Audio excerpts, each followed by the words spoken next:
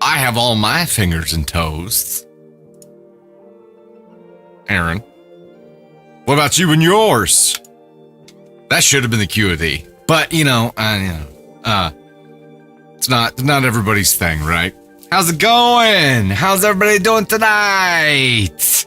It's July. When did that happen? Chaos. Done with the heat. The heat this weekend was nice though, because we got to spend time in the pool. Now, we got to spend a lot of time out of the pool as well. Like I was over the grill Friday night, cooking 54 burgers, whole bunch of hot dogs too. It was hot. I didn't know my tank could sweat like that. Hot. It's very hot. It was real hot. And a lot of time out of the pool yesterday as well, because we host the 4th.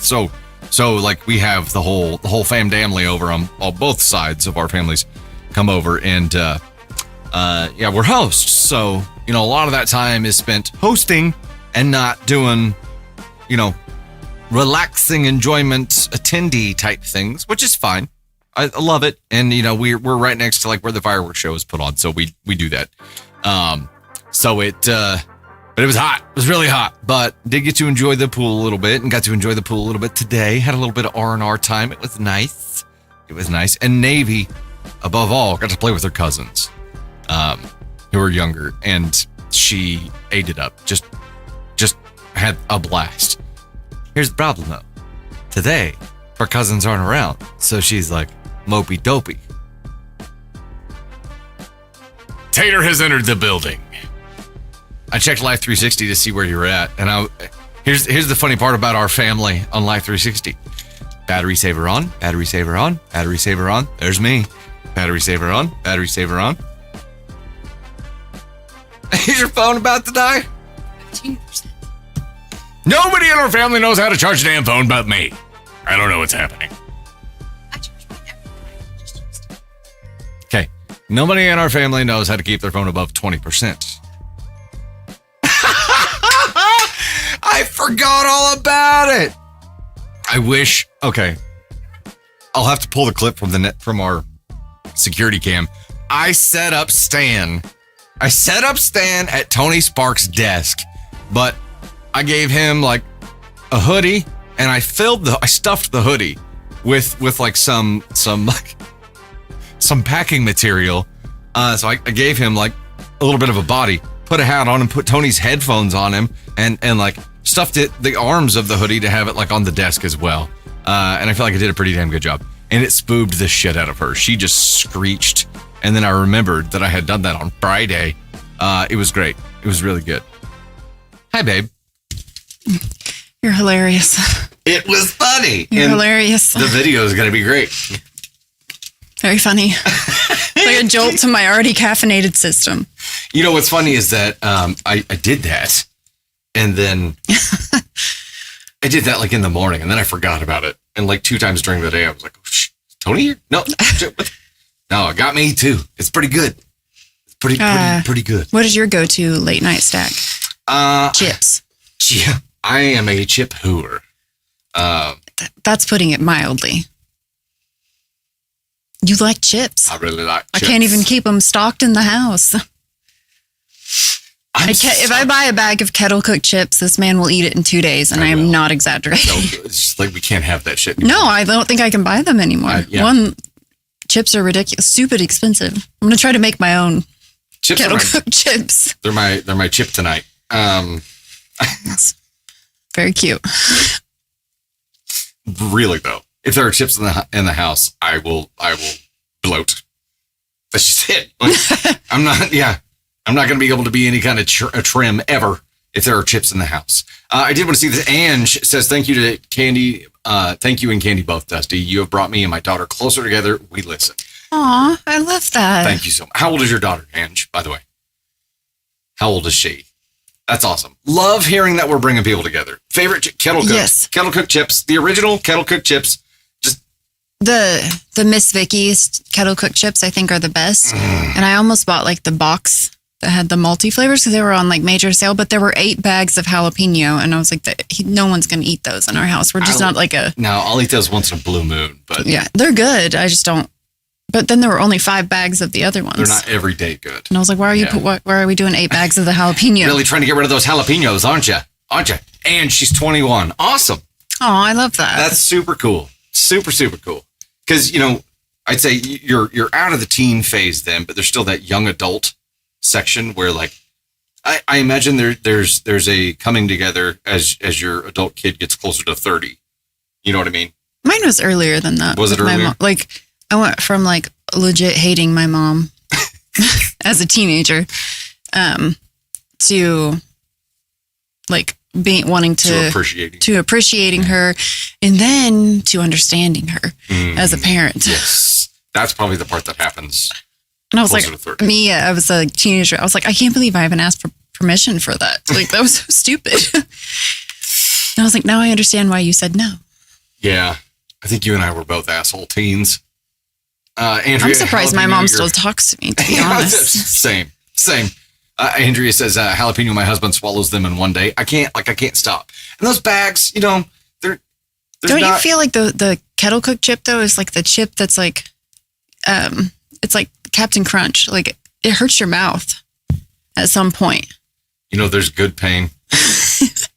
Some people will be like Captain Crunch. That's good pain. No. Kettle cooked chips to me, that's good pain. Like I can only have like a small little handful. I like them on sandwiches. Probably I have like a sore in my mouth right now. I 100% believe that. It's like I'm eating fucking screws. Hey, Margarita sent out a gift of membership on the YouTube side. Barry Smithers, welcome to the gosh heckin' Thunder Crew. Same Mel Queen J. Unicorn. Member for 35 months in the house. Margarita sending out another gift of membership here, received by wide receiver. Hey, you caught that one. Look at that. Good hands. Welcome to the Gosh Heckin' Thunder Crew, courtesy of Margarita. Well, that's the wittiest gifted membership I've ever seen. Yeah? Yeah. I'm operating on all 3 cylinders today. How is everybody doing? Caitlin, good to see you. Kitty Cat Queen, Unicorn, Jersey Blind Girl, Wonder Woman, Basic Layer, or Lay's Girl, or Pringles, regular, or pizza flavor. I like those. But I like Pringles too. The kettle cooked ones on sandwiches, I agree. Because they're superior. Yes, because they are crunchier. They retain their crunch even on the sandwich. Yes. Those like pretzel sticks are really good on sandwiches too. Blue Sky Radio in Texas says, recent big fan watching your shows on TikTok. Heck welcome. Yeah. Thank you. Welcome. Appreciate it. The QD was... Go ahead and go back to it. Go to late night snack. We'll go back there for just... Yeah, Tater just walked in the door, and then I scared the shit out of her with Stan, and then here we are. So, jalapeno popper Pringles. Like the Miss Vicky's kettle cooked jalapeno chips are probably the only jalapeno flavored chips I like. But chips are like, they legitimately are my kryptonite. Kitty and Puppy sending out a gift of membership as well on the YouTube side. We've got Donald. Welcome to the Gosh Heckin' Thunder Crew, courtesy of Kitty and Puppies. Kitty, speaking of animals, I hope everybody's puppers are recovering well from explosions of last night. Ours were medicated, and they seem to be pretty good today. They're barking at everything, but they seem to be doing pretty okay. It's not as bad as in years past, that's for sure. That is for sure. Sweet onion. Scotcheroos or vanilla ice cream with... What's a scotcheroo, Anna Hartman? Scotcheroo. Peanut butter pretzels are probably mine. And not, like, late night snack. I'm probably not going to get chips. I'm going to get peanut butter pretzels. Yeah. Hey, Asia, thanks so much for the flow state. Appreciate that over on the YouTube side. Let me catch up on the TikTok side real quick, and then we'll dive in on our stories. Sue Missy with the heartbeat. Christine for JP with the Go Populars. Raynell with the ice cream. SLM. Keisha Rogers. Christine for JP. Jersey Blind Girl. Joyce Brown with all the names shout-outs. Sabrina as well. Adventures with Pam. White Bunny. Thank you so much, guys. Appreciate that. To Jessica Ann, Joyce Brown again with a whole bunch of stuff. White Bunny, Sabrina, Emmy Castro, Atsu, Callie Knights, W Candy, Queen Unicorn, Rez Cute Ninja, Wonder Woman, Kitty Cat Queen, Trina Garnett. You guys are awesome. Thank you so much for the love. Raw cookie dough. There was a day last week where I was like, what we really need is just a tub of the raw cookie dough right now. And I would have attacked it. But I'm getting ready to have to get to the point where I've got to go back to like hummus and carrot sticks. I've gotten a little out of control. Ice cream bars. Titanic says, my boyfriend gets an ASCON 2 or 3, right? He forgot our anniversary. I think that's an automatic 2. Unless it was malicious, and then it's a 1, right? You may have to write a story and send it to us. You know what I mean? You might have to do that. All right, quick sip, and then we'll dive in. Hey, Chris, thanks for the floating heart. Appreciate that. Shrimp protein? Wait, what? Yes, Wonder Woman, the dad bod be daddying right now, for sure. That's why I gotta go back to like hummus and yeah, I gotta start healthy snacking. Aaron, strawberry shortcake popsicle ice cream. Damn. I'm like, I gotta be healthy. Strawberry shortcake popsicle ice cream. Plain tortillas, Olivia. That's what Ava Thunder would do. She likes to just eat a plain tortilla. Which I get it. Sometimes I'll grab just a piece of bread. It's gotta be good bread. But still. All right, let's rock and roll. Let's get into this. Coming up, we have stories about weddings. No, not Travis and Taylor's. Sorry. Uninviting your sister because she won't turn over her phone. Ordering an extra plate of fries for the table. You know, like Joey. Sleeping in separate rooms. A Sunday night cake story. Boyfriend treats OP like she is his mom. Ew. Losing your child's toy and teaching them a lesson. Mother-in-law to the rescue story. And petty revenge. Porch pirates. I smell a glitter explosion coming. A couple of notes before we dive in here. The Wednesday stream is normal day and time. The July stream schedule will be posted early this week, including the VIP streams. Haven't looked at it. Haven't even thought about it. Say again. TikTok will probably happen this Thursday. TikTok members only will probably happen this Thursday evening. We'll confirm that tomorrow, though. The team has a lake day coming up, which is going to be fun. Probably have some fun video content from that. And speaking of video content, I crashed my drone on Friday, filming for a client, but I documented the whole thing, and it's pretty funny. So, there will be a video coming soon on that. It's fine. It's got some grass stains, but I did find it. It crashed into the middle of an overgrown field. And I was wearing like shorts and like white tennis shoes, white like fabric tennis shoes. And I was like, here we go. Gonna be checking for ticks again. Didn't find any. Doesn't mean I don't have one. Could be up at my ass crack or something. Somewhere I just didn't really look for. With that, get us your gosh heckin' broops. Fairy bread. I have heard of fairy bread. Yeah, didn't we? We got like a mix for that or something. Somebody sent us. Yeah. Yeah, the sprinkle bread. There we go. But Kyrie's mom says, please take Stan to the lake party. I think it's a great idea. Hey, beer today. Thanks so much for the island. Hell yeah, that looks adorable and where I would like to be. Yeah. Yeah. Yeah. Yeah. Yeah. Hey, Jersey Blind Girl Twinkle says, just bags. Unforgotten life. Jersey Blind Girl again, Sherry Medic with the 374 finger hearts. Thank you so much for the love. Thank you. All right, let's rock and roll. First story. Am I the astronaut for refusing to attend my sister's wedding after she wanted me to prove I didn't have anything with her fiance? We could do a poll for this. I think we should. The other day, we went like 5 stories deep before we could actually do a poll. This is an OP that provided context in the title. That deserves to be celebrated with a poll. Am I the astronaut for refusing to attend my sister's wedding after she wanted me to prove I didn't have anything with her fiance? So this is like, you have to prove your innocence, not your guilt. It's up. I mean, it's there.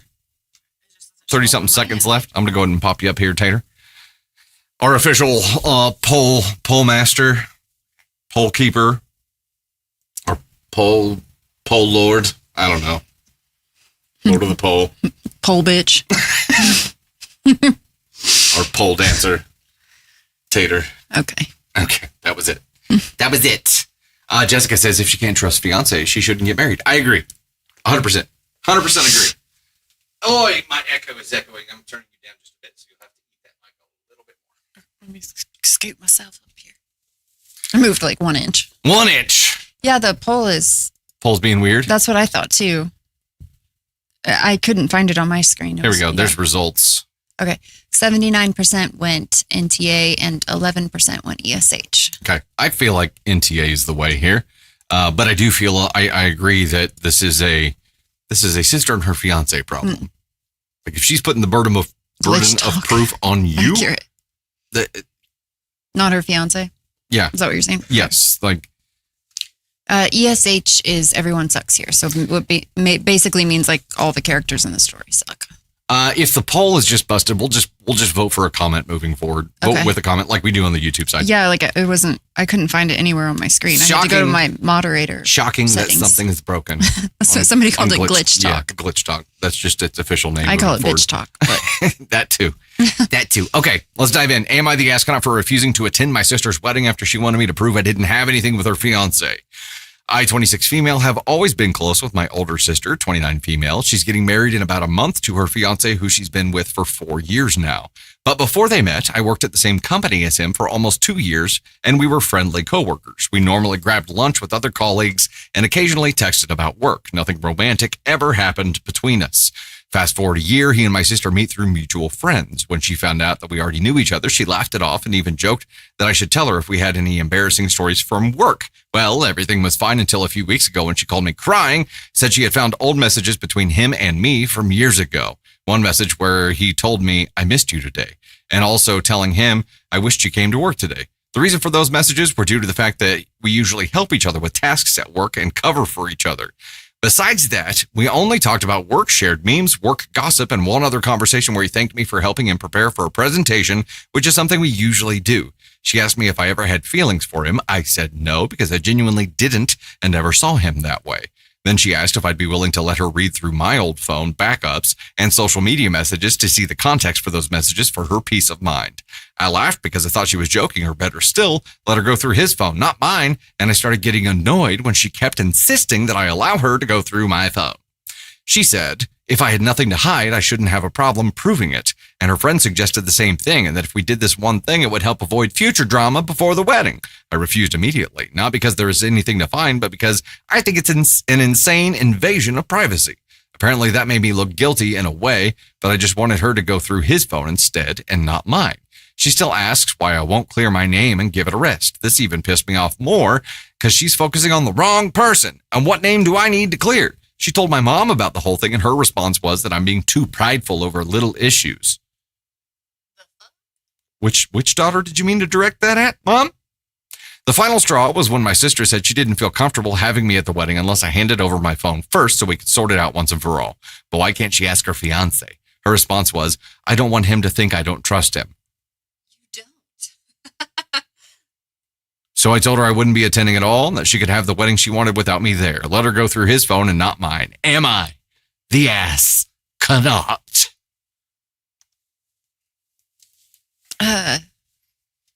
No, 100% no. Like she's so insecure about it, but you're not talking to the person that you're not marrying your sister. You're marrying this man, and you can't even tell him how you're feeling.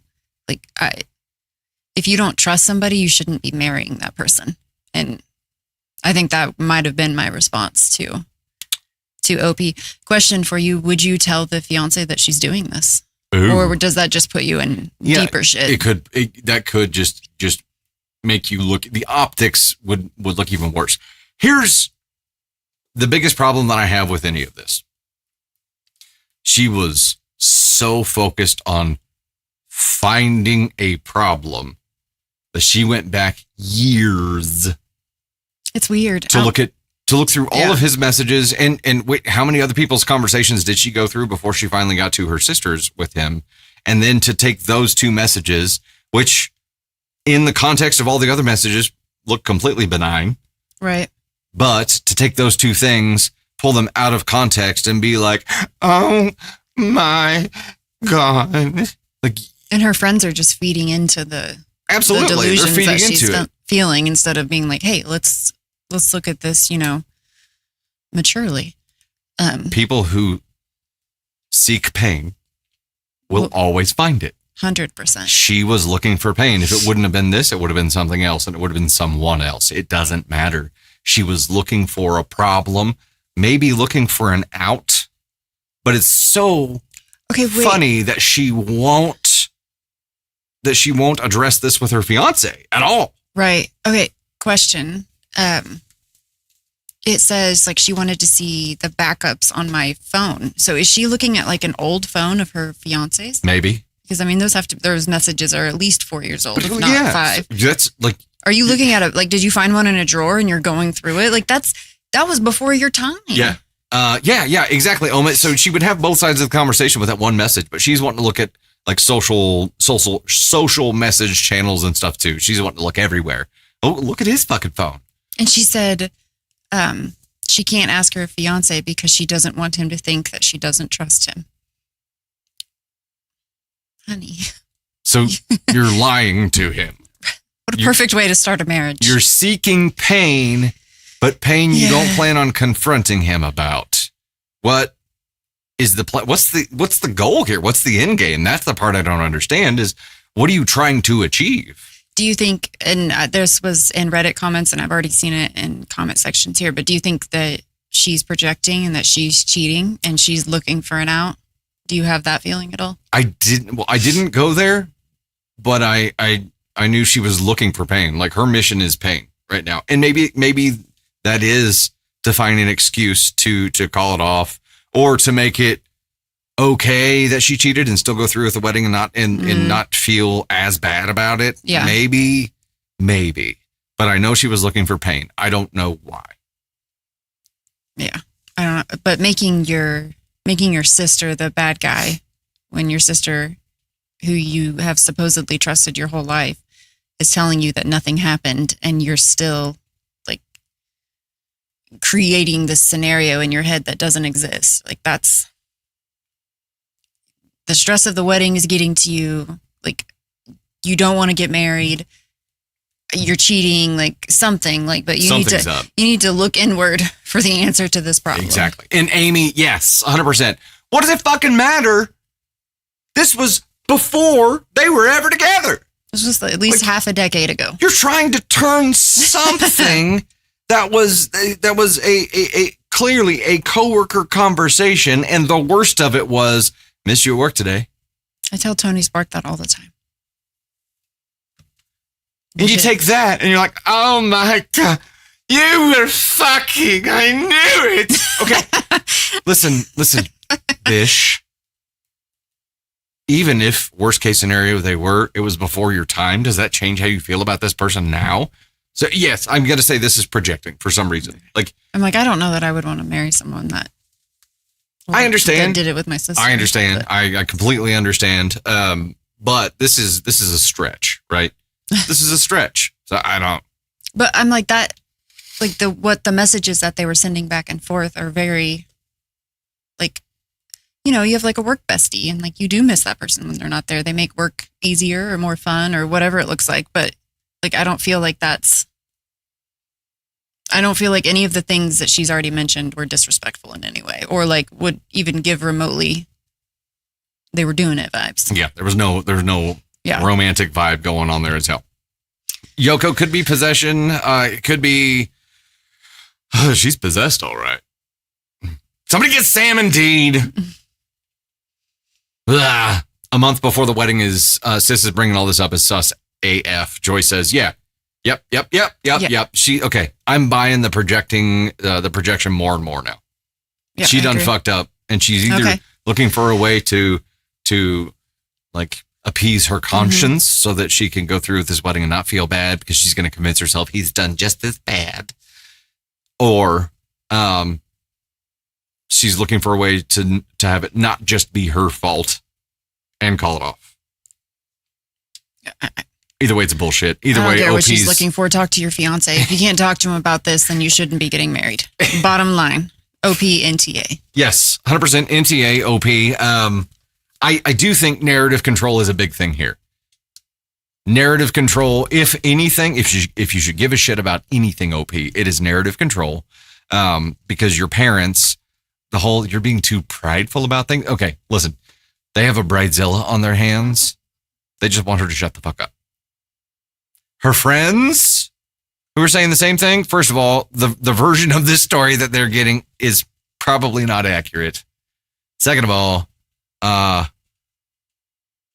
who fucking cares? If you do care, make sure they have the accurate story here. Narrative control might be important here because she's probably turning this into saying you guys had a conversation last week where you said you missed him.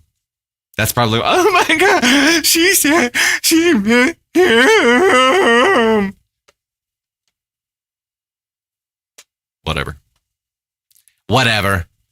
Oh yeah, this might be right after her bachelorette. Could be. She might have sampled that Vegas sausage. Moving on.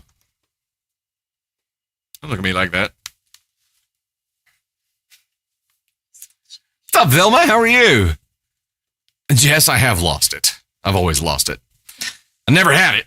That's my secret. Never had it. The Doomslayer. I don't know what that is. We're not that far yet.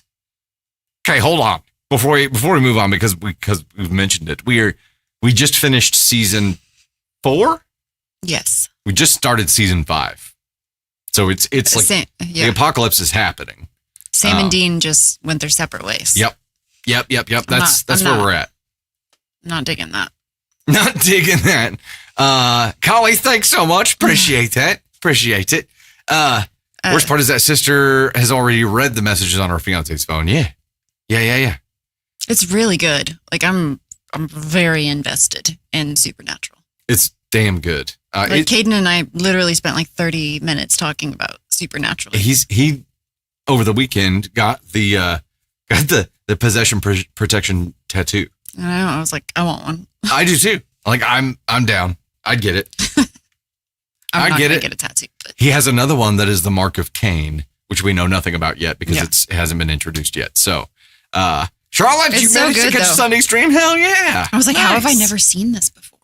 Exactly. There's tons of stuff we haven't seen before, though. I'm not gonna lie. When I was younger and I was watching The Vampire Diaries, and then the beginning of Supernatural would always play. Yeah. And I was scaredy cat.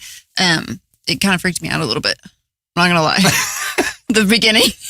But you watched Vampire Diaries. Well, that's not scary. That doesn't have the same fear factor. There's no ghosts in Vampire Diaries. It's just vampires. Yeah, it just never freaked me out. But then I would see the beginning of Supernatural, and I was like, ooh. And now every time it happens, I'm like, yeah. It is funny. The shows have a lot of similarities. The whole two-brother focus thing is funny. But Supernatural seems much more written by a dude. And Vampire Diaries feels like it's much more written by a girl. Vampire Diaries was always about the love triangle. Yes. And I appreciate that Supernatural is not. Yeah. I like that it's story focused. That bitch Ruby, though. Yeah. Spoiler alert. 100%. Vampire Diaries is smut. True. That's fair. That's why I'm I really like the storylines in Supernatural. Kiki Shay, you've been watching The Walking Dead your first time through? I was always a Damon fan in the VD. Yeah. And I feel like right now I'm very much a Dean fan.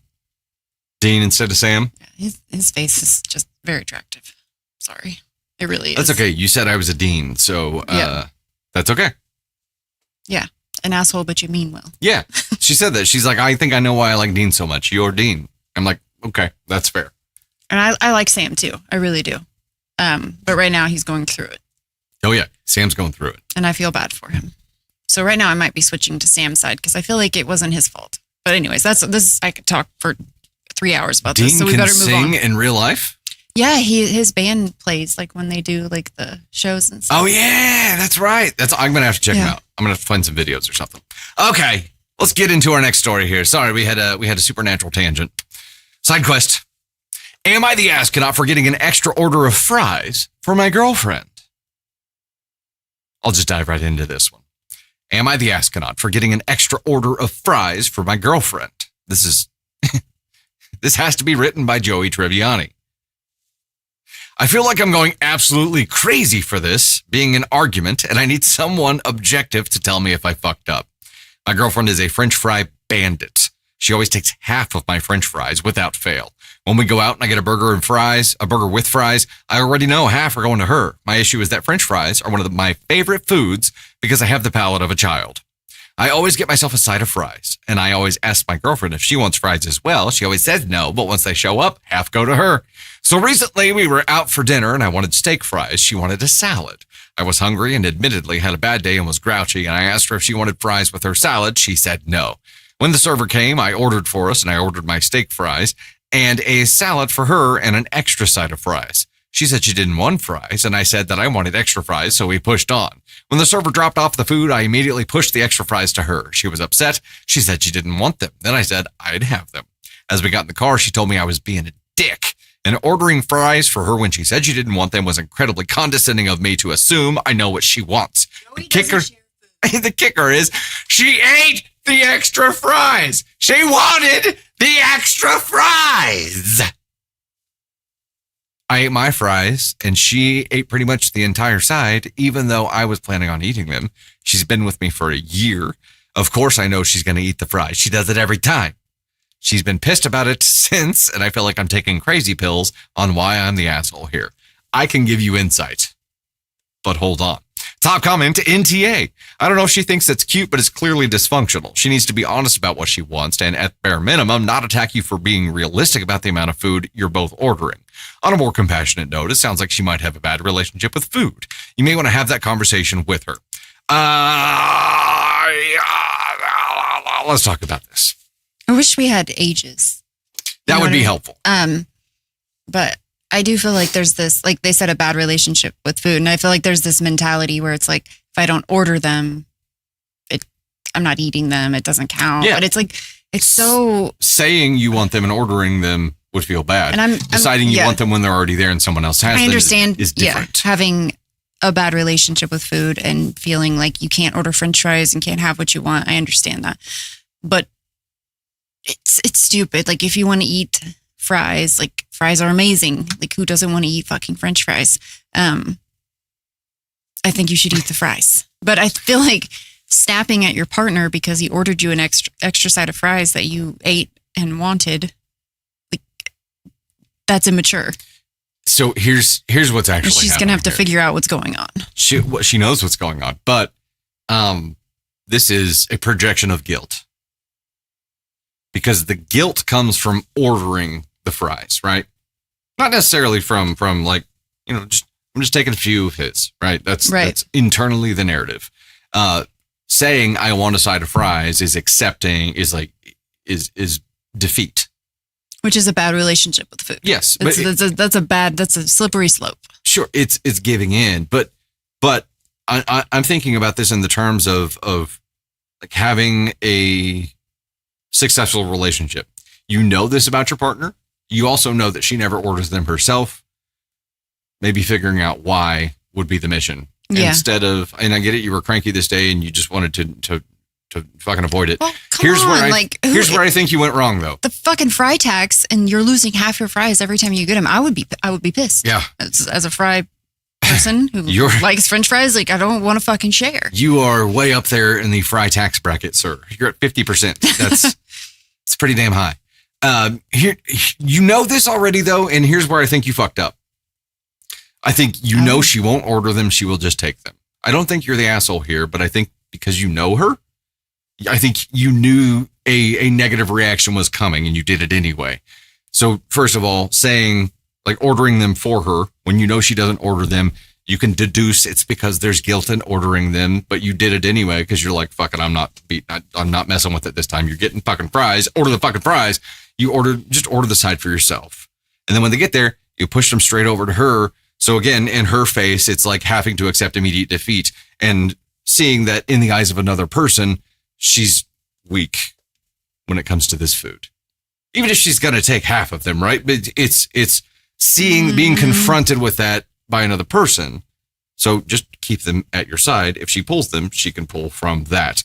I'm saying to not cause a conflict in your relationship because you knew exactly what was going to happen. Yeah, but I still think it's enabling. I feel like if you're not going to call out the behavior that's going to cause you to resent your partner, you're just enabling it, and then you can't bitch about it. I don't know. Yeah, sure.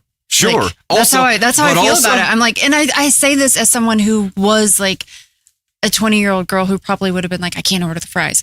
Like, which was so fucking stupid. Like, why? You're why? Like, I'll just eat a few of theirs, but I can't order them because ordering it is admitting defeat, right? Yeah. As an almost 40-year-old woman, I'm like, order the fucking fries and don't touch my fucking fries. Like, I don't share food. I don't want you touching my shit. Yeah, exactly.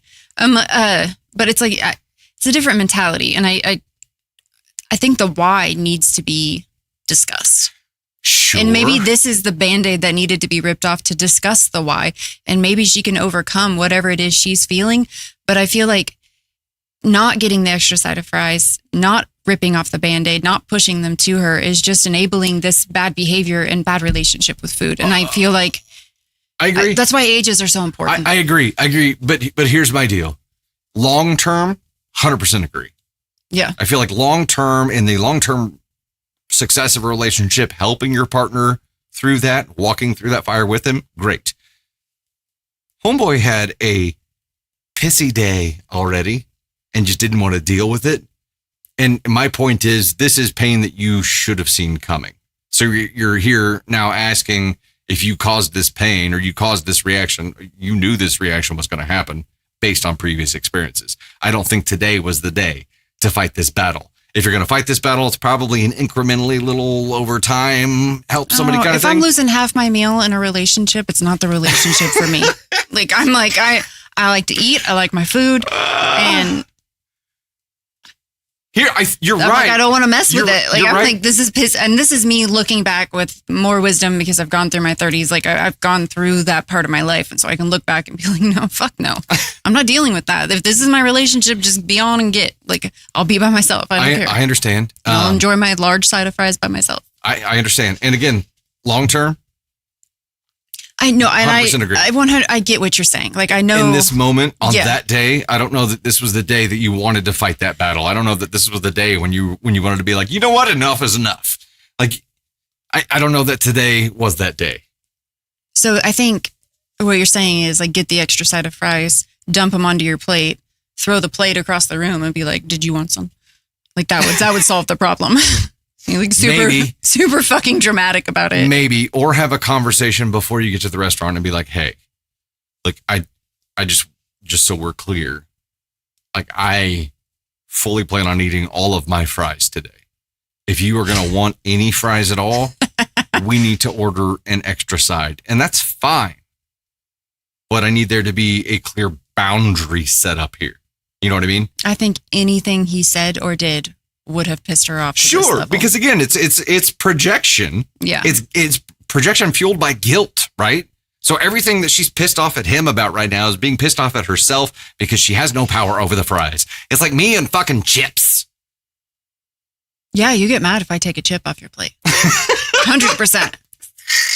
You're like to bite her fucking. It happened one time. You were ever pissy. It happened one time ever. I looked at him and I was like. It happened one time ever, and that's because the bag of chips was right next to us. I know, but I wanted the one that was on top of your bowl. It was a big chip. It was the perfect chip. Okay. So I think, and now I don't take chips off your plate. There you go. Boundary established. Yeah, 100%. It happened one time ever. One time. So here's the deal. OP is not the asshole. I don't think it was the right move on that day, but OP is not the asshole. No, I know what you're think saying. If you're going to plant this flag and you're going to say,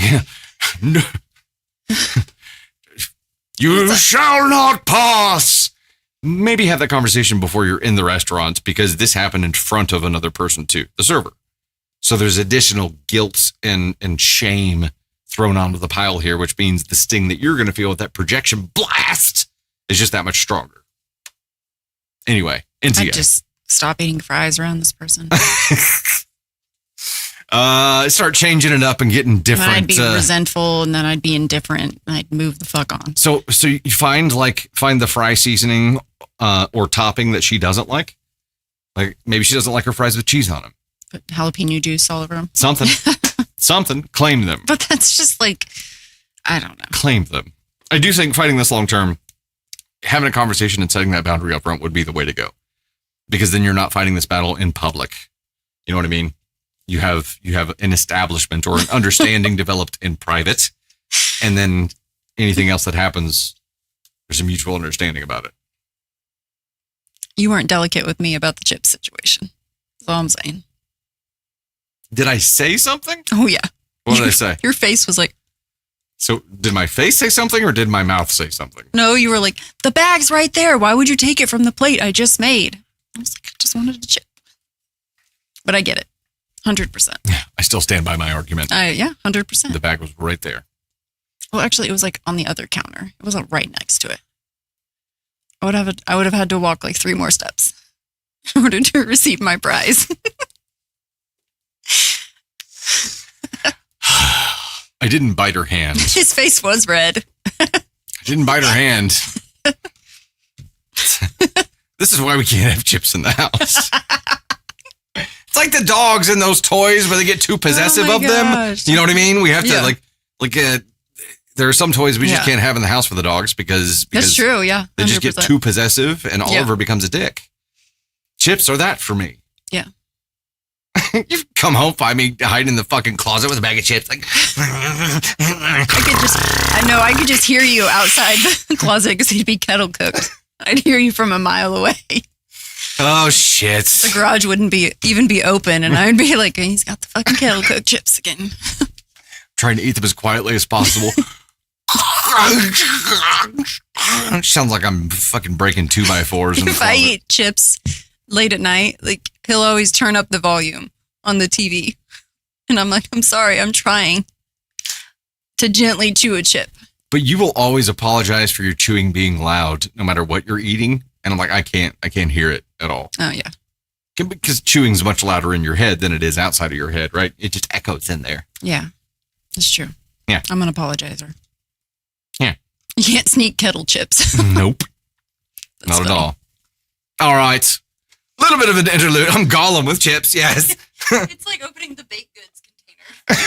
Yes, we have the cookie platter from Sam's at our house right now, and it's not one of those big plastic things that you can pop one corner. You've got to like get 2 corners at the same time, and then it's ka-dunk. Okay.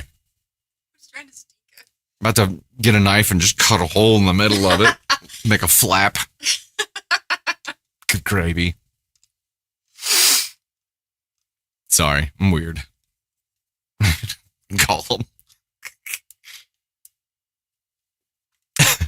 Find me all hunched over, weird, eating chips, wearing a loincloth.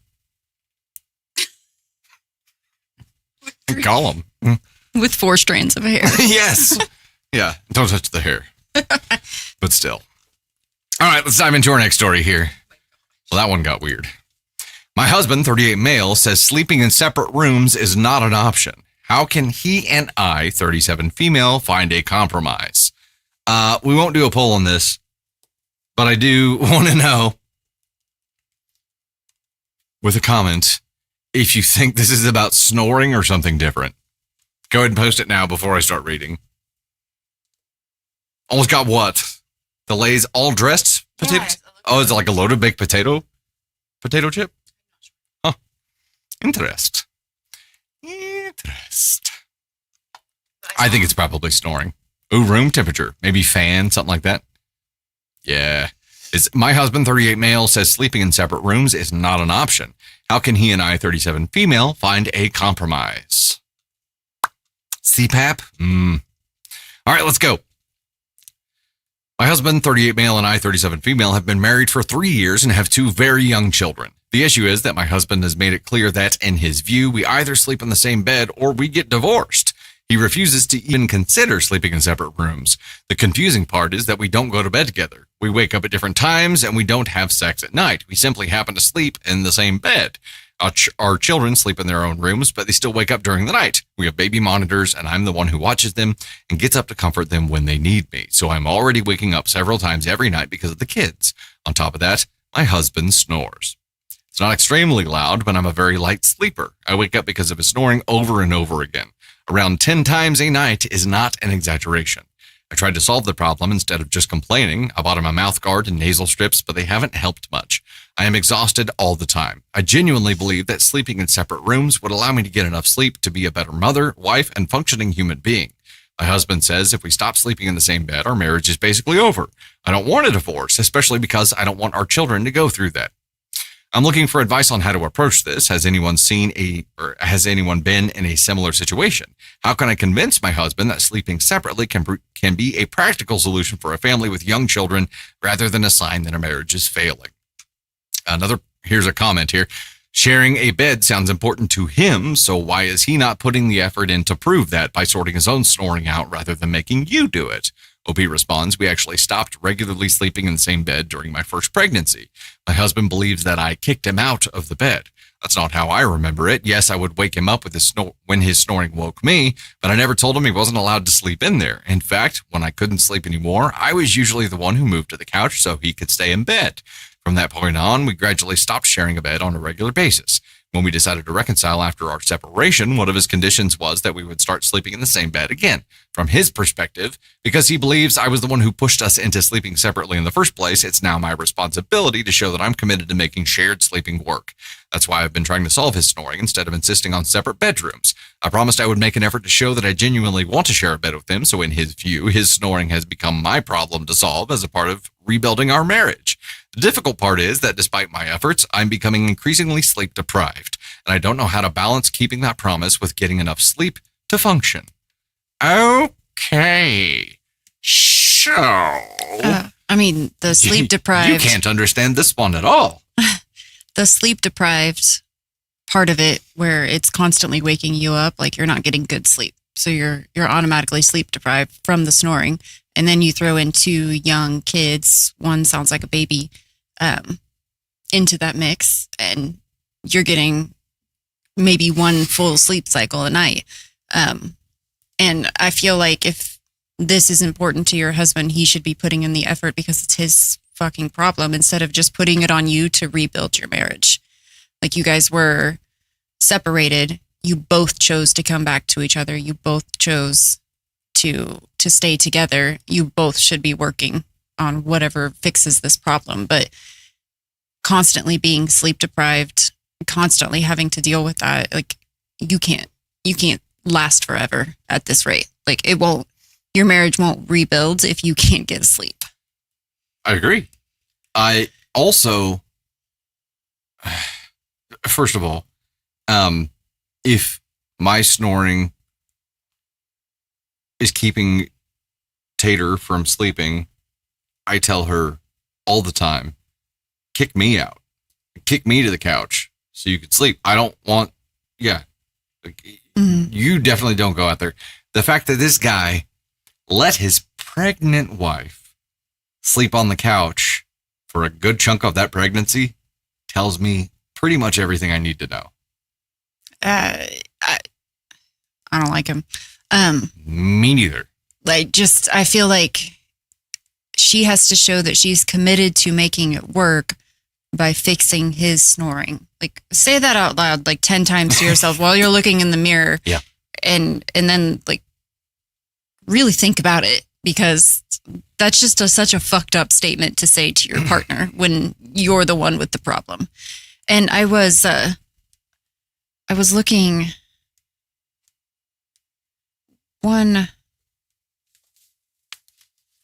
I was trying to find it, but I swear. OP comment? Yeah, that she said, I can't remember. I'm trying to find it. Sorry, guys. You're all right. Let me read a couple of these comments while we're talking here. Jerry Lee Cat Mom, sleep in bed around 2 a.m., go to the couch. I do this every night, going on 8 years because I have a bad back and only sitting up sleeping helps. I understand that. Oh, yeah. Do you know why she has trouble waking him up when he's snoring? And he smokes weed at night to go to bed. So he's sleeping super deeply. And so she can't wake him up to get him to stop snoring. And I'm like, do you think if he stopped smoking, would it stop the deep sleeping where he's snoring? I don't know. Where he gets to the snore stage. Yeah, he just sounds like that stage of like comatose sleep where you're going to snore because you're in a coma. Right, yeah. But like you're zonked. Yeah. And he's doing that every single night and telling her to fix the problem. I'm like, babe, seriously, I feel like you should say that and look at yourself while you say that, because it's so fucked up to put that on you to fix this man's problem. Yeah. I need the problem of my choices is yours to fix. Because she has to prove her like loyalty or love. Like it just feels like he's punishing her at this point. Like he doesn't want to fix it. He wants to snore. Like he wants to piss her off. Well, he wants to see how much she can take. This feels like a power move, and it's a gotcha, because one of the agreements for them coming back together after their separation, which apparently happened after she was pregnant, sleeping on the couch for an extended period of time, was that they sleep in the same bed. So he's using that as like a clause that she legally agreed to, and as a gotcha, like, oh, you agreed to it. This is all on you. Figure it out. Like, I'm sorry. That doesn't mean that we can be in the same bed and you can torture me every night, and then I still have to sleep in the same bed. That's not, that is not fair here. Well, and how at minimum, it should be a team approach. Like, let's figure this out together. You get one life. One. Like, is this how you want to spend the rest of it? And she mentions not wanting to get divorced because she doesn't want to see her kids less. And like, she's just, I mean, at this point, I would just start sleeping in my child's room. Or I'd have a cot in the hallway because I'd just be done with it. And I'd be like, you can do whatever you want. But he just sounds like a piece of shit. He does. Not being willing to do anything. And again, I go back to, he's the kind of person that will let his pregnant wife sleep on the couch. Yeah, he's just a POS. 100%. Gross. Gross. So OP is definitely not the astronaut. The question is, how can he and I find a compromise? Well, a compromise is only possible when more than one person gives a shit. And it sounds like he just wants to make your life a living hell. Like, I don't understand how you can, I don't know. This almost sounds like a form of abuse to me. It kind of does. Like, and it gives me bad vibes. Like 100%. The more that we talk about it, the more that I think about it. Like, sucks. This guy seems like this is, and she has more comments on here about being a stay-at-home parent, like not being able to leave him because she doesn't have the money for, like, this guy just seems like it's just control. He's emotionally abusing her. Yeah. Yuck. You know, the bruises you can't see kind of abuse. And it's, I don't know. Aaron. Yep. 0 is greater than -1. Tater said, I can see him wanting the kids if they did split just to spite her. Just to avoid paying child support, right. Probably. Supernova, sleep deprived and raising little babies is no joke. A man, baby, husband stealing more sleep is so BS. Yeah. Like, I don't, like, nothing about this, about his behavior says, like, I am winning as a husband and father. Nothing. And that, like, notwithstanding what's happening with the relationship, looking at how you're, like, gut checking yourself as a father and a husband and being like, yeah, I feel good. I feel good about how I'm doing. I give myself an A+. When this is the case, is like, that's sad, man. That's sad. And I fucking snore, right? Like, I can't control what I'm doing while I'm unconscious. But if anybody's going to get kicked out of the bed, let it be me. Well, I have you turn over and it stops. You have me turn over and you wear your noise canceling headphones. Mm-hmm. And then my snoring breaks through the noise canceling headphones. And then that's when you tell me to roll over. Yeah, I'm like, it's not working. Fix it. Yeah. It's on you. Fix it. And I roll over. And if that didn't work, my ass would be on the couch. I did my 50%. You do yours. Roll quarter turn, please. Speaking of, like, I don't know how I make it to my back. That's when I snore. So bad. Yeah. If I'm on my back, I will snore. On my side, not at all. I don't know how I end up on my back because it's not even comfortable to sleep like that. I also like wearing noise canceling headphones to sleep too. Like they help me like help suppress your nervous system. Yes. Yeah. Like just the quiet like really helps me a lot. The noise canceling in those feels like it's sucking my brain out and I can't do it. But I am It's like a pressure thing. Yeah, I enjoy that feeling. That's crazy. It makes me feel good. Yeah. It feels like somebody's got a plunger on your ears trying to suck your brain out. I'm like, no, it just like it's like somebody giving you like a tight hug. That's what it feels like to me. Like it's like a calming down kind of thing. which is interesting because if I give you a tight hug for more than 15 seconds, you start freaking the fuck out. Well, that's claustrophobia. I know. Like if it's your brain that's getting a tight hug. Yeah, I have a lot of things. All okay. Exactly. Yes, exactly. It's a brain hug. Yes. Who would have thunk it? And I don't need it every night, but whenever the week before your cycle starts, like you've got those racing thoughts, like it really helps. Like it's like putting a plug in the sink. Where you like, yeah, a drain plug. Yeah. I don't know. It's interesting. I just call me sincere because my metaphors are shit. I really wanted to emerge myself in this experience. You know, his whole, this is Love Island talk. Sincere's whole, what was the word? Epitome. It's like, buddy, I feel for you because I have read the word epitome in a story before and I said epitome. I was like, I get it, man. But he wasn't reading it. Like he was just saying it. So it's a little bit different. But I'm like, I've fucked that up too before, man. And now I saw something where it used that and it used the whole emerge myself thing. And it was like, Love Island has uncovered a literacy crisis in the U.S. And I was like, well, I'm part of it, I guess. So, oops. You know what I think would help me relax? Like if you just were to like rub my feet, that would probably feel pretty good. Okay. Just got you a foot massager. I'll hold it. And then like maybe like my hands and my forearms too. You want a full body massage every night. I feel like I would fall right asleep. I have no idea where Navy gets it. I have no idea. This is random, and then we'll dive into our next story. But your dad, I think it was Friday night. Did your folks come by Friday night? Yes. Okay, they were there. They brought Navy back. Yes, and you, Navy, and your mom were standing over there talking, and Navy was saying, Navy was being Navy, and your dad was just getting a kick out of it. It was because they took her to the fireworks tent, and he talked about her shopping there, and he's like, it's like it was a surprising experience because she's like, I want that. I'm like, well, yeah. She has no concept of money. No, none at all. And she's the shopper. It's like whoever she ends up with in life is going to have she's going to have to find herself a high income partner. No, she could find herself a high income job. And she needs a high income job and a high income partner.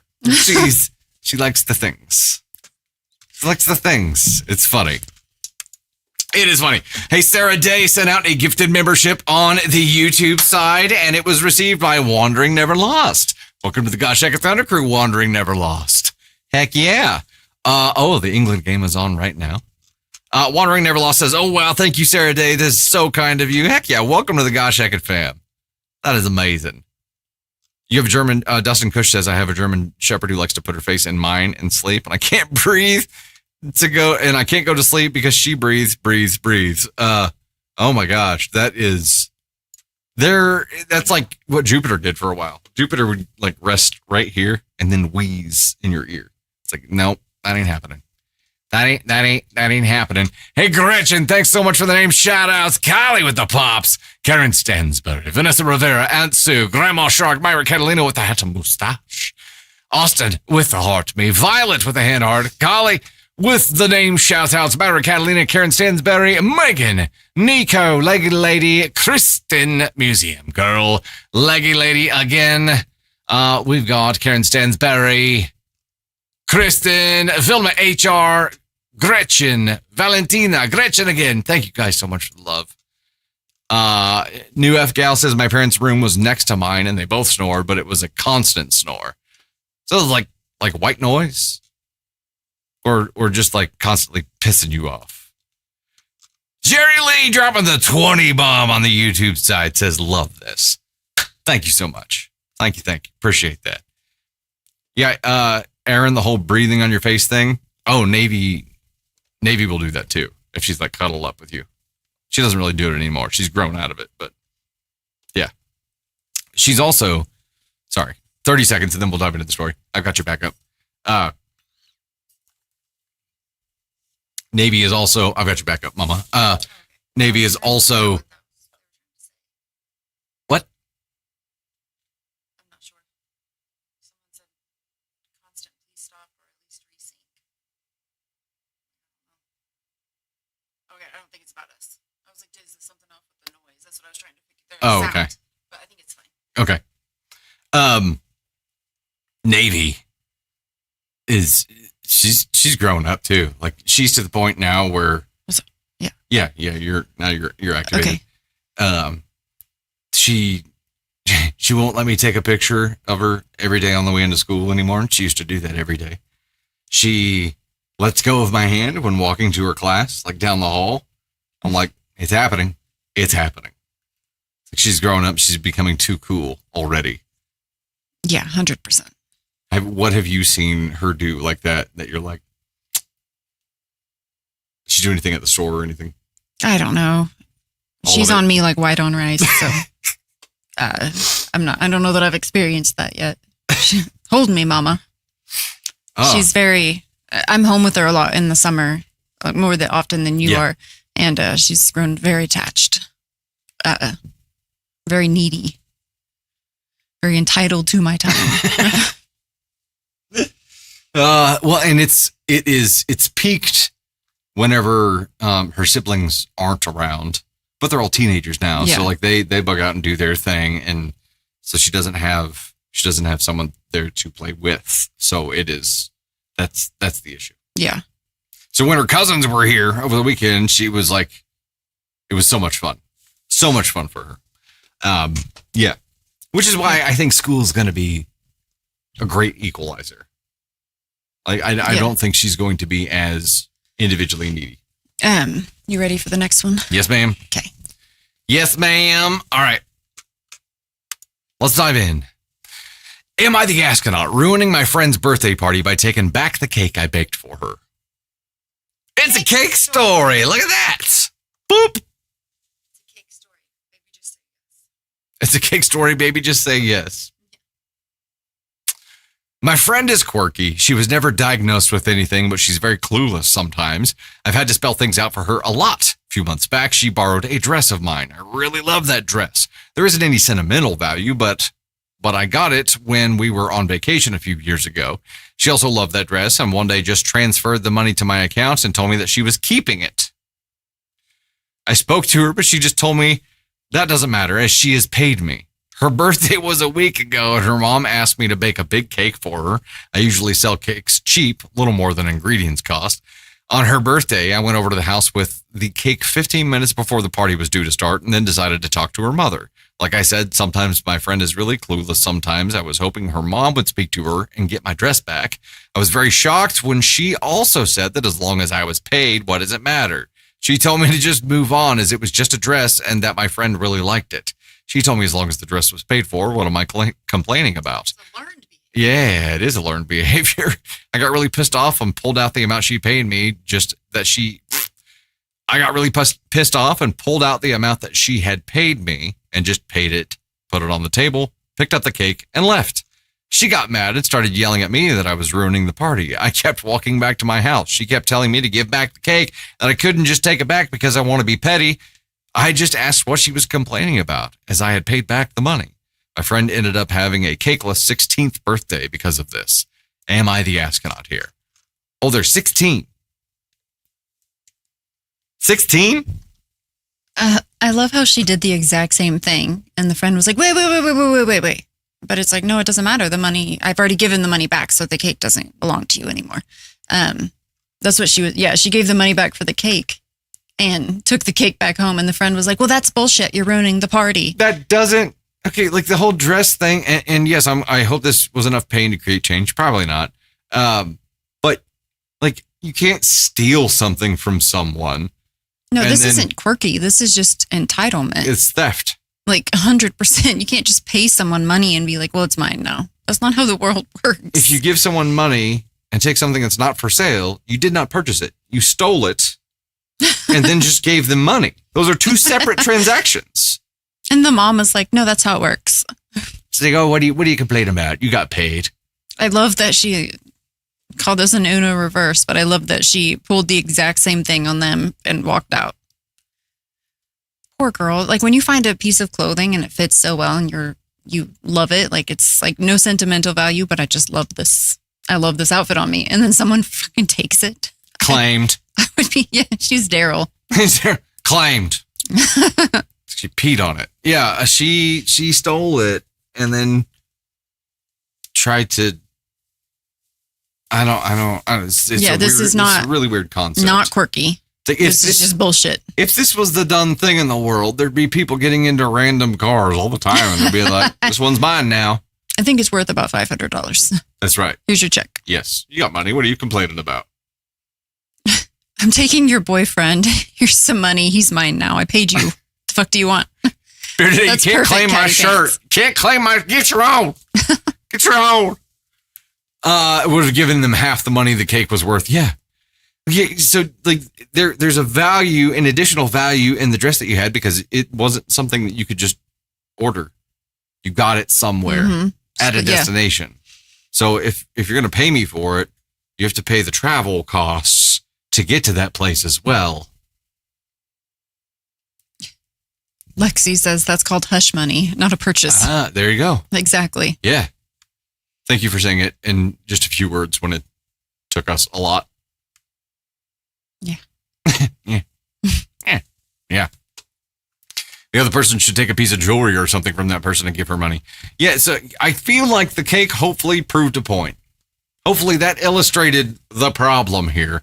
But to these people, these entitled bizzos, it was probably, they just became victims right then, right? So I don't know why my party. She just got mad. She's just jealous. She's probably jealous of my dress that I found. It's thrifted.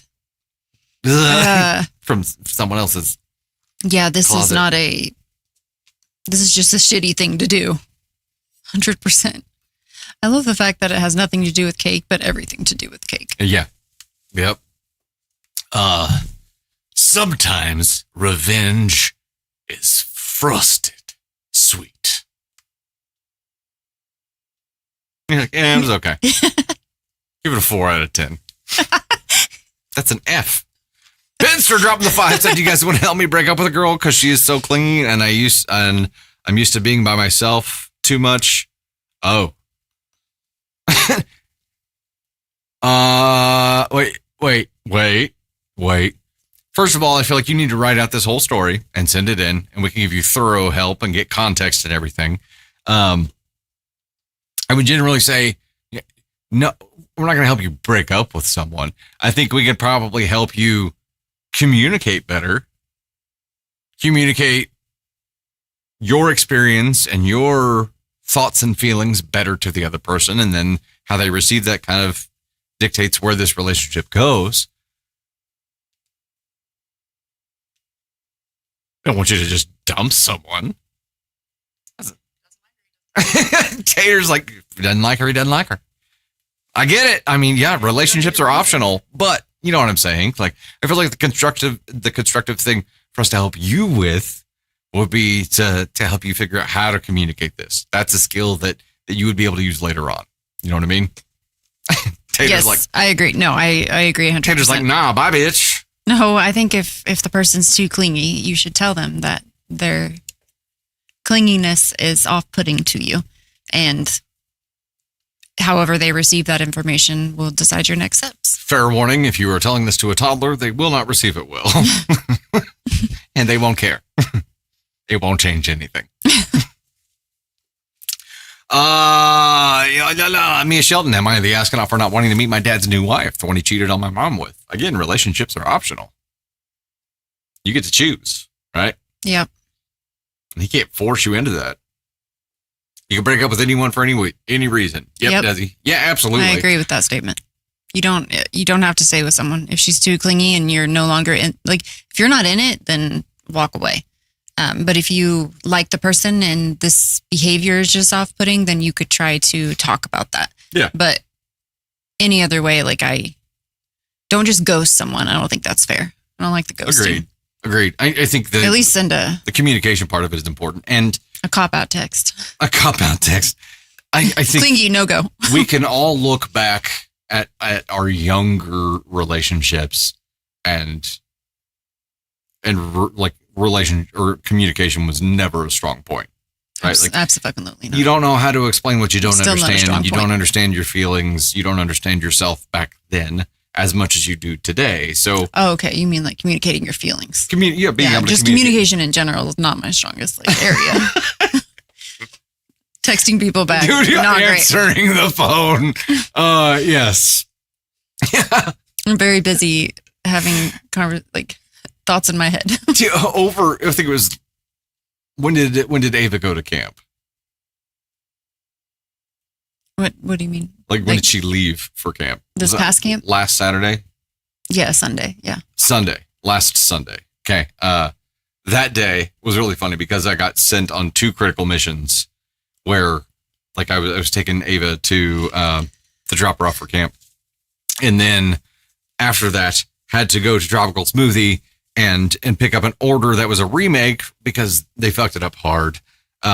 And both of those things had complications, additional complications that I needed to pull Candy Thunder back in for and get additional information from. But you sent me on these two potentially troublesome missions or potentially complicated missions. And I could not get a hold of her in either of these times. I was like, this is frustrating. This is very frustrating. I gave you the information for Tropical Smoothie. How they handled it is not on me. It was funny.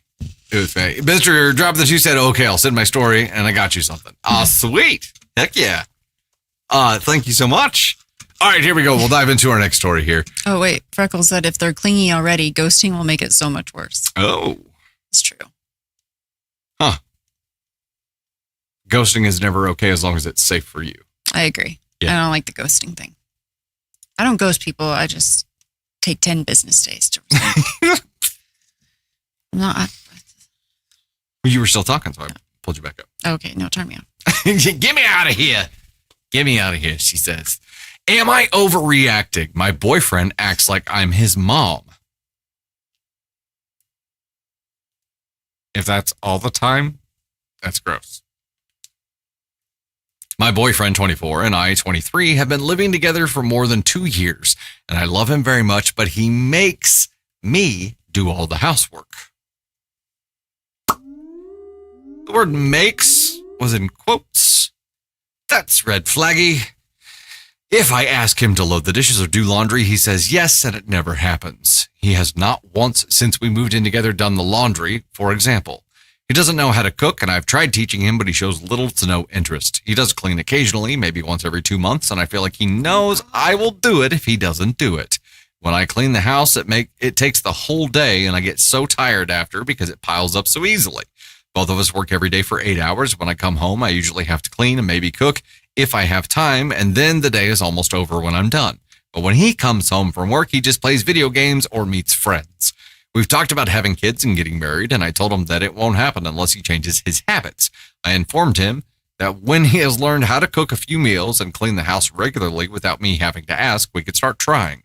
I told him 3 weeks ago that he needs to clean the kitchen because I've cleaned it alone the last 10 to 15 times, and I really don't have the time and energy to clean it every day after work. And he said, yeah, fine, that's fair, but he still hasn't done it. The kitchen looks horrible, no dishes available, utensils or cups, everything's dirty, the counters are barely visible, And where they are visible, there's just trash and dirt stuck to the counter. I really want to clean the kitchen, but if I do, I'm just proving to him that I give up and I clean it for him when he does it. I also told him if he doesn't start helping out with the housework, I can't live with him. The mess doesn't bother him as much as it bothers me. Just to be clear, he's a wonderful person and I don't hate, and I don't want hate. He does so much for me, but the household and cooking, he just can't seem to do. We love each other very much. He's nice, funny, handsome, great with kids, treats me like a queen, except housework. So I don't want to break up with him, but recently I've just been so sad to have to clean alone again and again that I seriously considered giving an ultimatum. Either start helping out or I can't be with you anymore, but that's not what I want. Help me out, guys. What should I do? Am I overreacting? I feel like I've tried everything. What are your experiences with partners that act like you're their mom? I mean, do you want this to be the rest of your life? Because every time you've asked him so far, he's completely disrespected the fact that he lives there too and creates the mess and only wants you to pick it up. He never had to lift a finger and his mom did everything for him or dad or whoever. And he doesn't know shit about fuck. Like, I do not have, like, you talked about kids and marriage. Like, please don't have babies with this person. Oh, God. You'll be doing everything by yourself. Plus the housework. Kids aren't plus less working. work. Like, he's showing you who he is. Yeah, so you're saying, you're seriously considering an ultimatum. Give the ultimatum. Like, give the ultimatum. And I do think it's important to see how people live before you get married to them. Because it's like, you marry someone and never lived with them and then you find out what this is. Like, you were fucking duped. I don't know. This is so, like, seeing your kitchen go that way when you've cleaned it the last 15 times and he can't even lift a finger and he's gaming after work. Like, count me out. Like, you wouldn't want to be a part of that. Fuck no. Here it's Aaron. Aaron said, my husband out of a dead snoring sleep, ditch him, rolled over and went back to sleep. Perfect. Broke through the dream cycle. I agree. The problem here is that it is weaponized incompetence. He is, for some reason, maybe he does have, maybe this is a difficult thing for him to engage in. Maybe he doesn't know, like, he's not, I don't know. Whatever it is, he's got some kind of hurdle to get over to engage. He's having trouble 0 to 1 with cleaning the kitchen or doing anything. It is weaponized incompetence. His mama done him dirty by not teaching him anything. Even if he knows how to do things, he's choosing not to do them. I feel like you're talking about an ultimatum and yeah, that's probably going to be needed. There are some other options here because an ultimatum is essentially a boundary of the most extreme extent, right? You can have an in-between boundary too before you get to that ultimatum phase. It can be something like, hey, if the kitchen isn't cleaned by tomorrow morning, X, whatever that is, I'm turning the Wi-Fi off. Her being a mom. I know. And like, how are you going to want to, That's I'm true. sorry, but So how are if you going to want to wanna- sleep yeah. with someone? Like, how are you going to want to do it with someone that you have to mom? Like, that would just be like the worst. Like, you're going to lose attraction to this person in no time at all. Like, you're not going to want to be with this person. Yeah. Like, it's... Well, there's the conversation then. The conversation needs to be, look, I'm getting the ick right now. And if this continues for The much literal longer ick. at all, She's going to get sick. Yeah. If this continues for much longer at all, I'm going to leave. You are going to lose me. Is that worth engaging and doing something instead of hanging with your bros and gaming? Like, it's time to grow up. That's the problem. He's a fucking boy who's trying to live in a man's world, but not do the man things. Like, you don't get to be a boy and be an adult and have the adult things. It doesn't work like that. Like, he wants to live with you. He wants to live apart from mommy, but he wants to live like he's still living with mommy. You don't get to do that. Karen says, what's great about him? Because she's like, he treats me like a queen. It's just the housework that's the issue. I'm not living in a, like, I don't know. Like, our counter will get dirt. Like, we have an island and it feels like a catch-all for everything. and like we'll clean it together. One of us will clean it. Or if we want to leave it messy, like we'll say to each other, like we'll deal with it tomorrow. But we're doing it and we're making that choice together. Like it's not like this. Yeah. We're like, there's dirt on the counter. Yeah. Like it's a teamwork thing. But and like it's the messes are our messes and we have a plan together of how we're going to approach it. Right. I would never if all my dishes, like I would just, ugh, like I couldn't live like that. I couldn't live with the mess, the dirtiness of it. Like that just grosses me out really bad. Yeah. Well, and also like in relationships, this is why year one of living together is so crucial and so difficult because people live different ways. People are comfortable with different things. And if this is something that he's comfortable, he's not bothered by that mess. Ew. So year one of living together, you have to kind of figure out how you're going to make this work. And there's things that you're comfortable with and there's things that you're comfortable with. And you're going to have to figure out what you together are comfortable with. And that takes some compromise and it takes communication and it takes boundaries, but it takes grown-ups. Right. If I was, how old were they again? You said grown-ups. Did it say their ages? No. Yeah. 24 and 23. Okay. So he's 1 year too young to be dealing with this. And two, my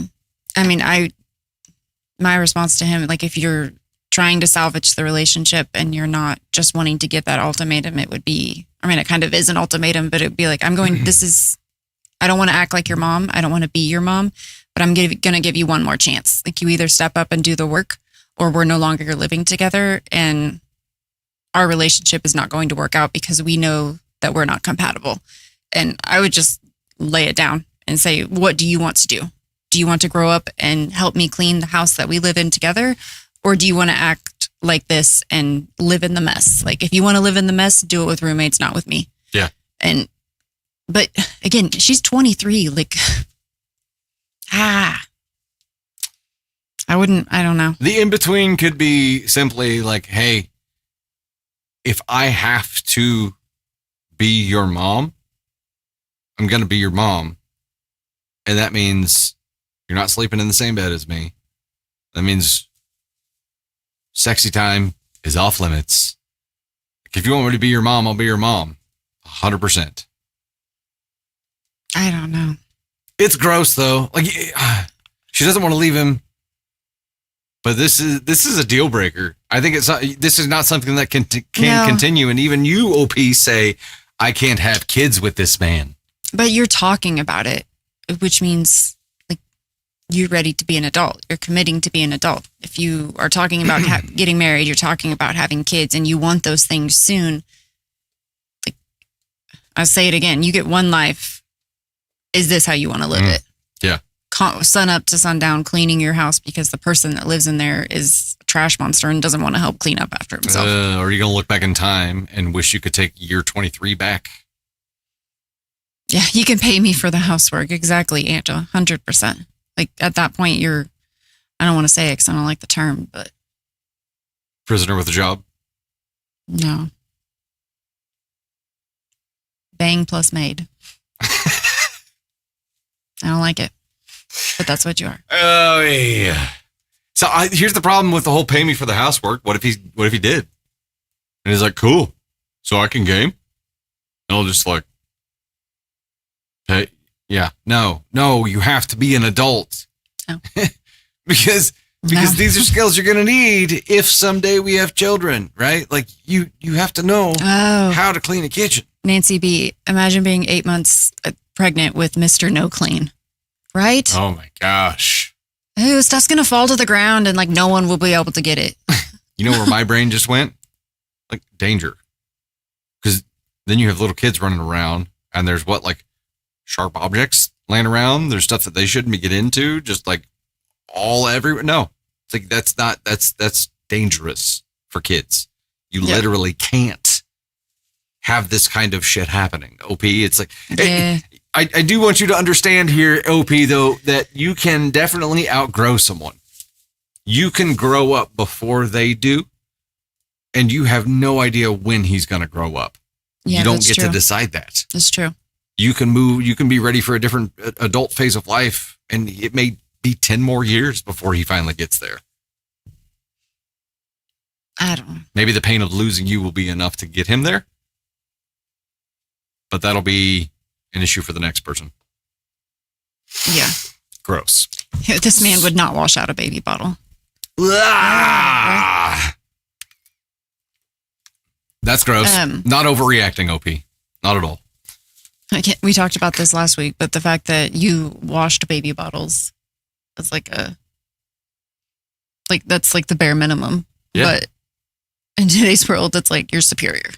Like, you know what I mean? Yeah, or make a bottle. Like, it's... I don't understand. The fact that... I had my chivalry crash out the other day. You, and you split night times with me. Like, I never had to... Like, I would get, a newborn phase. We'd both get our 4-hour stretches. Like, we were in it together. And... Well, I never have to think about this with you. If anything, I think, new dads or dads to new bebés need to be doing more, because your lady just pushed a human out of her body. Yeah. She earned a little rest, Gosh. Yeah. Not overreacting, OP. I made that. Yeah. I grew that. Yeah. You baked it and delivered it. I was just an ingredient. That's all. Yeah, that's rough. Kyra's mom, one of the best advice my husband was given was do as many diapers as possible. Yeah. 100%. 100%. Lindy, also, how is it getting so messy? Are neither of them cleaning up as they go? Apparently not. Oh, well, apparently he's not. If he's that messy, he's probably leaving a trail, right? And I'm a big proponent of just clean it as you go. I think he was supposed to clean, and so she let it go without cleaning. That's how it got this bad. So like dirty dishes and stuff, rather than doing them then. He was supposed to be doing the dishes, and he still never stepped up and did it. And so she said she was letting it go as long as possible, and now she can't handle it anymore. Yeah, okay. Because he still hasn't stepped up. Well, at a certain point, she wouldn't be able to do it as she went anyway, because there'd be no room to like actually do dishes and put things away, right? Mm-hmm. Yeah. This stresses me out. Do you remember when Ross, they did the messy girl? Yes. And he like stuck his hand in that stuff. And you have to do it in the mess. It's the whole CC's a hot slob thing. Yeah. But she was like a clothing slob. She wasn't like gross messy. Right. It's different. Yeah, that's what this guy is giving. They would have been great together. Who? Messy girl and this guy. Yeah. I don't think you can have two of them together. It's just a health hazard. It's a hazard. What if it's a tit for tat situation? Caddy, maybe, but guy needs to grow up and look like. I think everyone goes through some version of that where you get out on your own and you realize that some things are more difficult for you than others, but you have to figure them out or not and accept the consequences of it, right? Clothing messes are a different beast. Especially for ladies. Like I get it. Y'all have a lot of stuff. A lot more required pieces than us dudes do. Why are you looking at me like that? Why did you immediately put your phone down and look at me like I was going to say something that would attract the eye of Sauron? What? Huh? I have no idea what you're talking about. I have no idea what you're talking about. I didn't say anything. Me neither. Next story. Eat your chips. Eat your chips. Or if you're from across the pond, crisps. Because chips are fries. That's so much better. I'm going to call them crisps. It's more difficult to say. Hey, Brittany, Caitlin, Violet, W, Candy, Sunshine, Misfit Magic, Shoe Knot, Karen Stansberry. Thank you guys so much. Joy, saw you up there too. Thank you. Oh, let's go here. Deanna. To get you where it hurts. Don't threaten my chip, my crisps. Am I the astronaut for refusing to replace my daughter's lost stuffed animal? Thanks for the context, OP. Can't really do a poll on this. Am I the astronaut for refusing to replace my daughter's lost stuffed animal? I, 28 female, and my husband, 28 male, have a toddler, almost 3 female, who loves her stuffed animals. She has 4 main ones who are her favorites. Was that a dragon? I don't know. This morning, my toddler, our other kid, and I went on a walk, and she wanted to take one of her favorites, who is named Donut. She dropped Donut once on the beginning of the walk, but said something, so we turned around to get him. For some context, I have a big double jogger, and both kids are under their sunshades, and I can't really see them or around the stroller, so I also often miss things if they fly out. She must have thrown Donut out again, and I missed it, and to be honest, I forgot all about him until tonight when my husband was putting her to bed. Our daughter was obviously upset when she realized that she couldn't find Donut, and my husband was too. I drove our walk route, but couldn't find him on the side of the road. My husband tore the house apart, and no sign of him. There's a chance he's somewhere weird in the house, but I'm 99% sure he got dropped on the walk because I don't remember seeing him when I took my toddler out of the stroller this morning. To be honest, I'm not really that worked up about it, and feel like this kind of stuff happens and is a good life lesson with natural consequences. My toddler tossed her toy, but she knows she shouldn't chuck stuff from the stroller, and now he's gone. Our daughter went to bed and is over it for now, but my husband is furious at me for being so nonchalant. He called me heartless for not caring that Donut is gone and said it was irresponsible for me to let our toddler take him when she has a history of chucking stuff. I told him that it's a good life lesson for her and that she needs to be more careful with her things. He wants to buy a new donut on eBay for like $35, and I told him stuff like that is bound to happen with kids, and I'm not replacing him after he was thrown. Top comment here, life lesson, she's 3 years old. She's not developmentally able to understand this lesson. Okay, let's chat, and then there's a tiny little update. She's not even 3. She's almost 3. A 2-year-old cannot understand that if I chuck this, it's gone. Like, I don't think that they understand that That's the fair. lesson that you're trying to teach. I think in a year, they could probably understand it more. But what is that sound? I think they're emptying the dumpsters. Oh, okay. Yeah. I'm like, my God, it sounds like we're under attack. Could be. I just don't End think. times. I don't think this is like. I don't think an almost 3-year-old is a time for a life lesson. No. But I also agree that when they have main toys, those toys don't leave the house. Right. Like, though, if that's something, like Navy has one that's a unicorn, we call it Unicorny. And at this age, she was obsessed with it. And Unicorny didn't go places unless she was going, like we were going to stay the night somewhere and it would go with us. But it didn't go on walks. It didn't get taken out of the house because it meant something to her at night. I don't think she's an asshole for that, but I don't really think there's an asshole in this story. I think your husband was maybe a little harsh, but I don't think you should be trying to teach life lessons to a 2-year-old. That's my 2 cents as a parent. Yeah, almost 3. I'm all for kids learning life lessons, but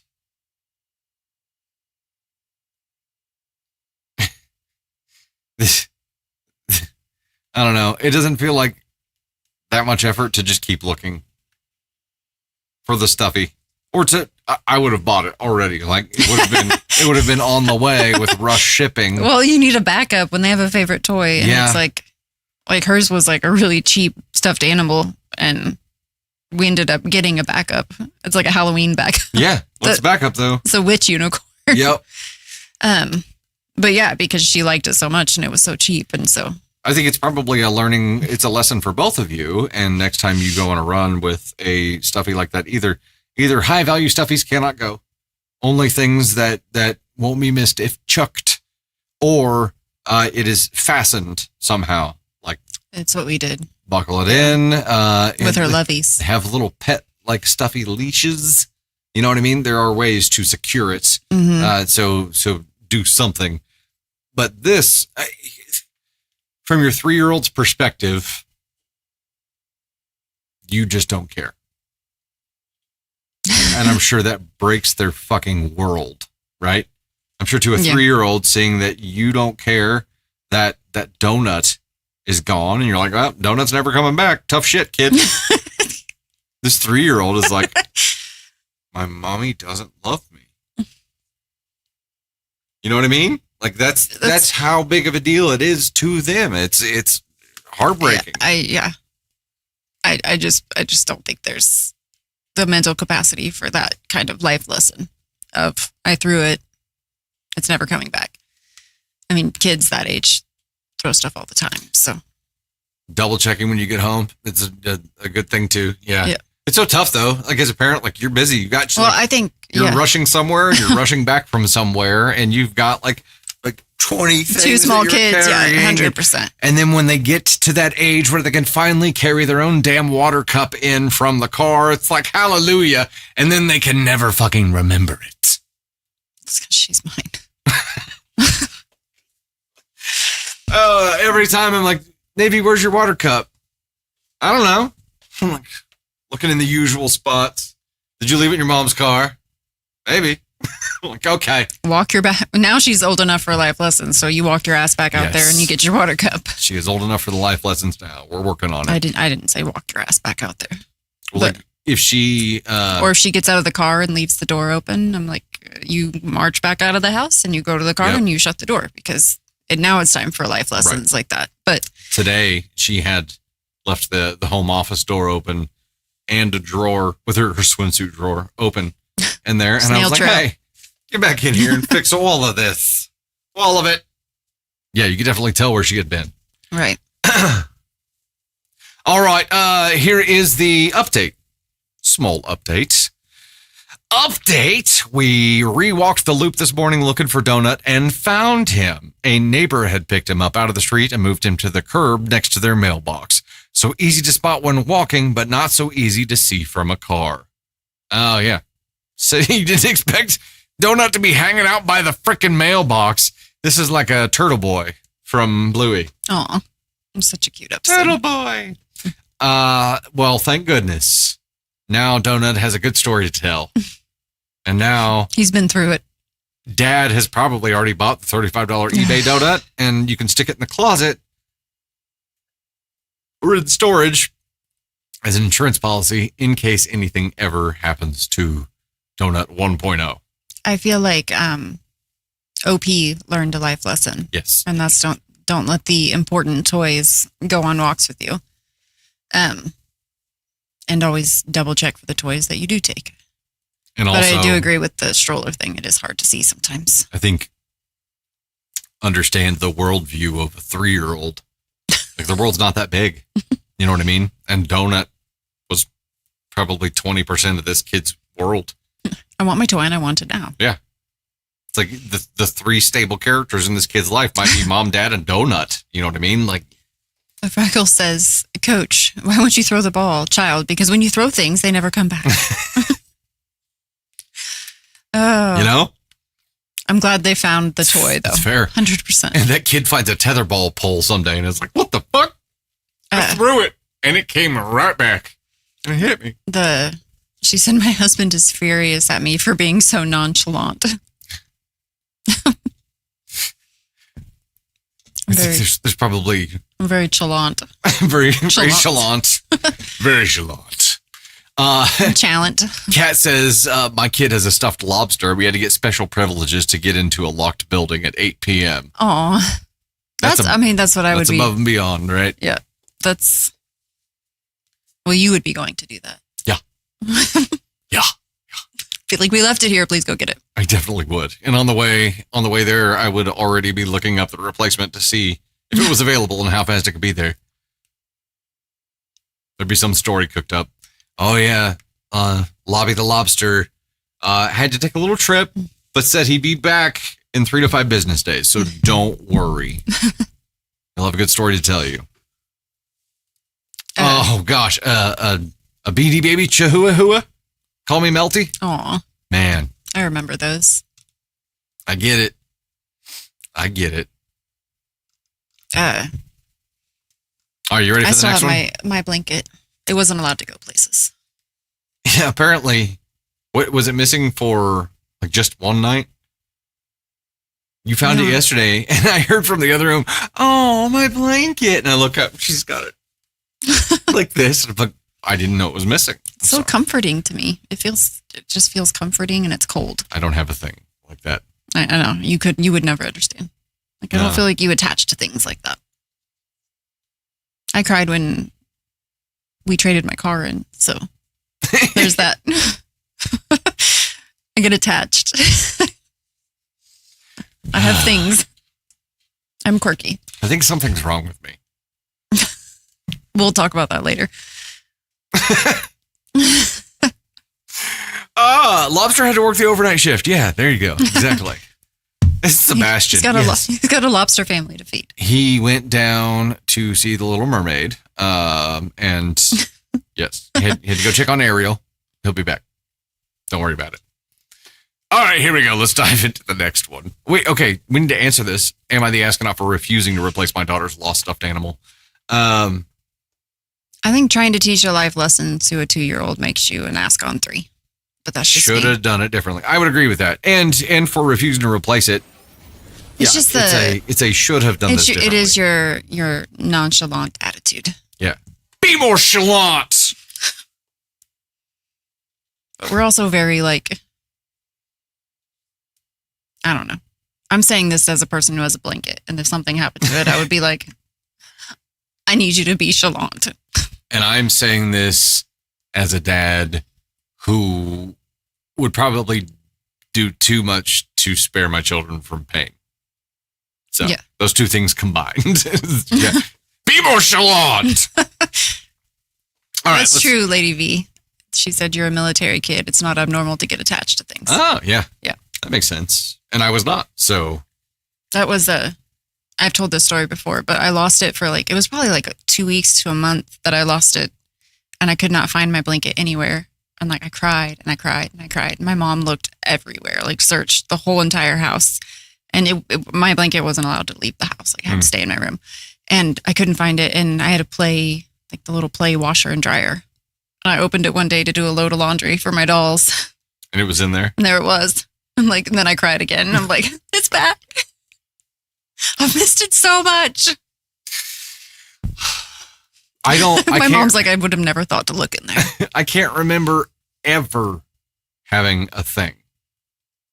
Even, whole life, the one thing that is in our house from my childhood is a little stuffed dog. It has a little baseball, sideways, baseball cap on it. It's a Navy's room. Yeah. And it was something I had when I was a kid. I have no sentimental attachment to that whatsoever. It's just something I had when I was a kid. So I was maybe she'll like it. And it's cool, I guess, because it's something I had when I was a kid. So yeah. But I've never had a thing. Interesting. Yeah. I think something's wrong with me. I don't think you're attached to your family. Yeah. I like things. I have sentimental attachments. You like to keep for random things. You like to keep things, and I'm like, fuck it, just get another one. I have a backup. A backup. Oh, James, that's sad. Of taters. Kristen, right? That was foreshadowing for my life. The laundry. Just realized that. I have. Yeah. Did that one stick? No. Damn it, I forgot. Oh yeah, I have a backup of Tater's blanket in my closet. Stored. But here's the funny part. It's worthless. Because it's new. Even if something happened and she lost hers, this would never be a suitable replacement because it's not been broken in. I'm going to have to hire someone to sleep with it for 40 years. Yeah, it would take 40 years of daily use to get broken in. It's there's no way to get it to that. They don't even look like the same fucking thing at all. I feel like I just had some revelations about laundry and my sentimental attachments because we moved so much. So it's, thank you guys. Had some real breakthroughs I'm going to journal about. But what's the laundry part of that? Because I lost my blanket to the washer. So now I just don't like laundry. It.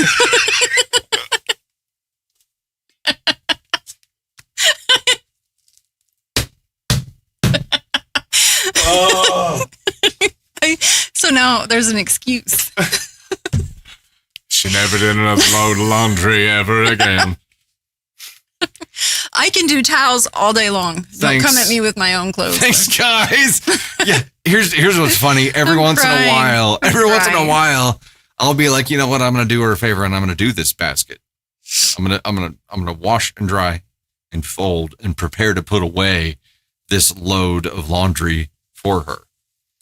And when I do that and present her with it, she's like, I don't have anywhere to put that. I'm like, quit cleaning my stuff. Quit cleaning my stuff. Because then I have to deal with it. Then I have to find a place for all the shit. I'm like, yeah, well, thought I was doing something I have nice. a sentimental attachment to my clothes. Like, I might need that. It's going to come back in style one day. and if you put it in the washer, it might get lost. Exactly. I'm glad we diagnosed me. There's a risk. Terabyte dropped the 10, said I'm a little behind, but my son has a special rag. It was a burp rag that I took home from the NICU to help with breastfeeding. I'm tempted to call the NICU to see if I can buy a spare off of them. I bet you can't. You can probably find them on eBay, actually. They have a lot of like baby hospital stuff like that. That's true. On eBay. That's where we found the dupes of Tater's blanket. And now Navy actually uses a new copy of that blanket. And that's also the same one that I have like stored away. So really it's if anything ever happens to Navy's, because now Navy uses hers nightly. And she has things. So best of the best and worst of the worst. Okay, we better read the last stories. Okay. Oh, yep. All right. 14 minutes. Next to last story. And yes, the final story is, of course, petty revenge. Am I the astronaut for not going to the dress appointment? Well, at least one OP tonight gave us context. As for the rest of you, the hell. Am I the astronaut for not going to the dress appointment? My son, 26 male, is engaged to an amazing girl, 25 female. We absolutely adore her.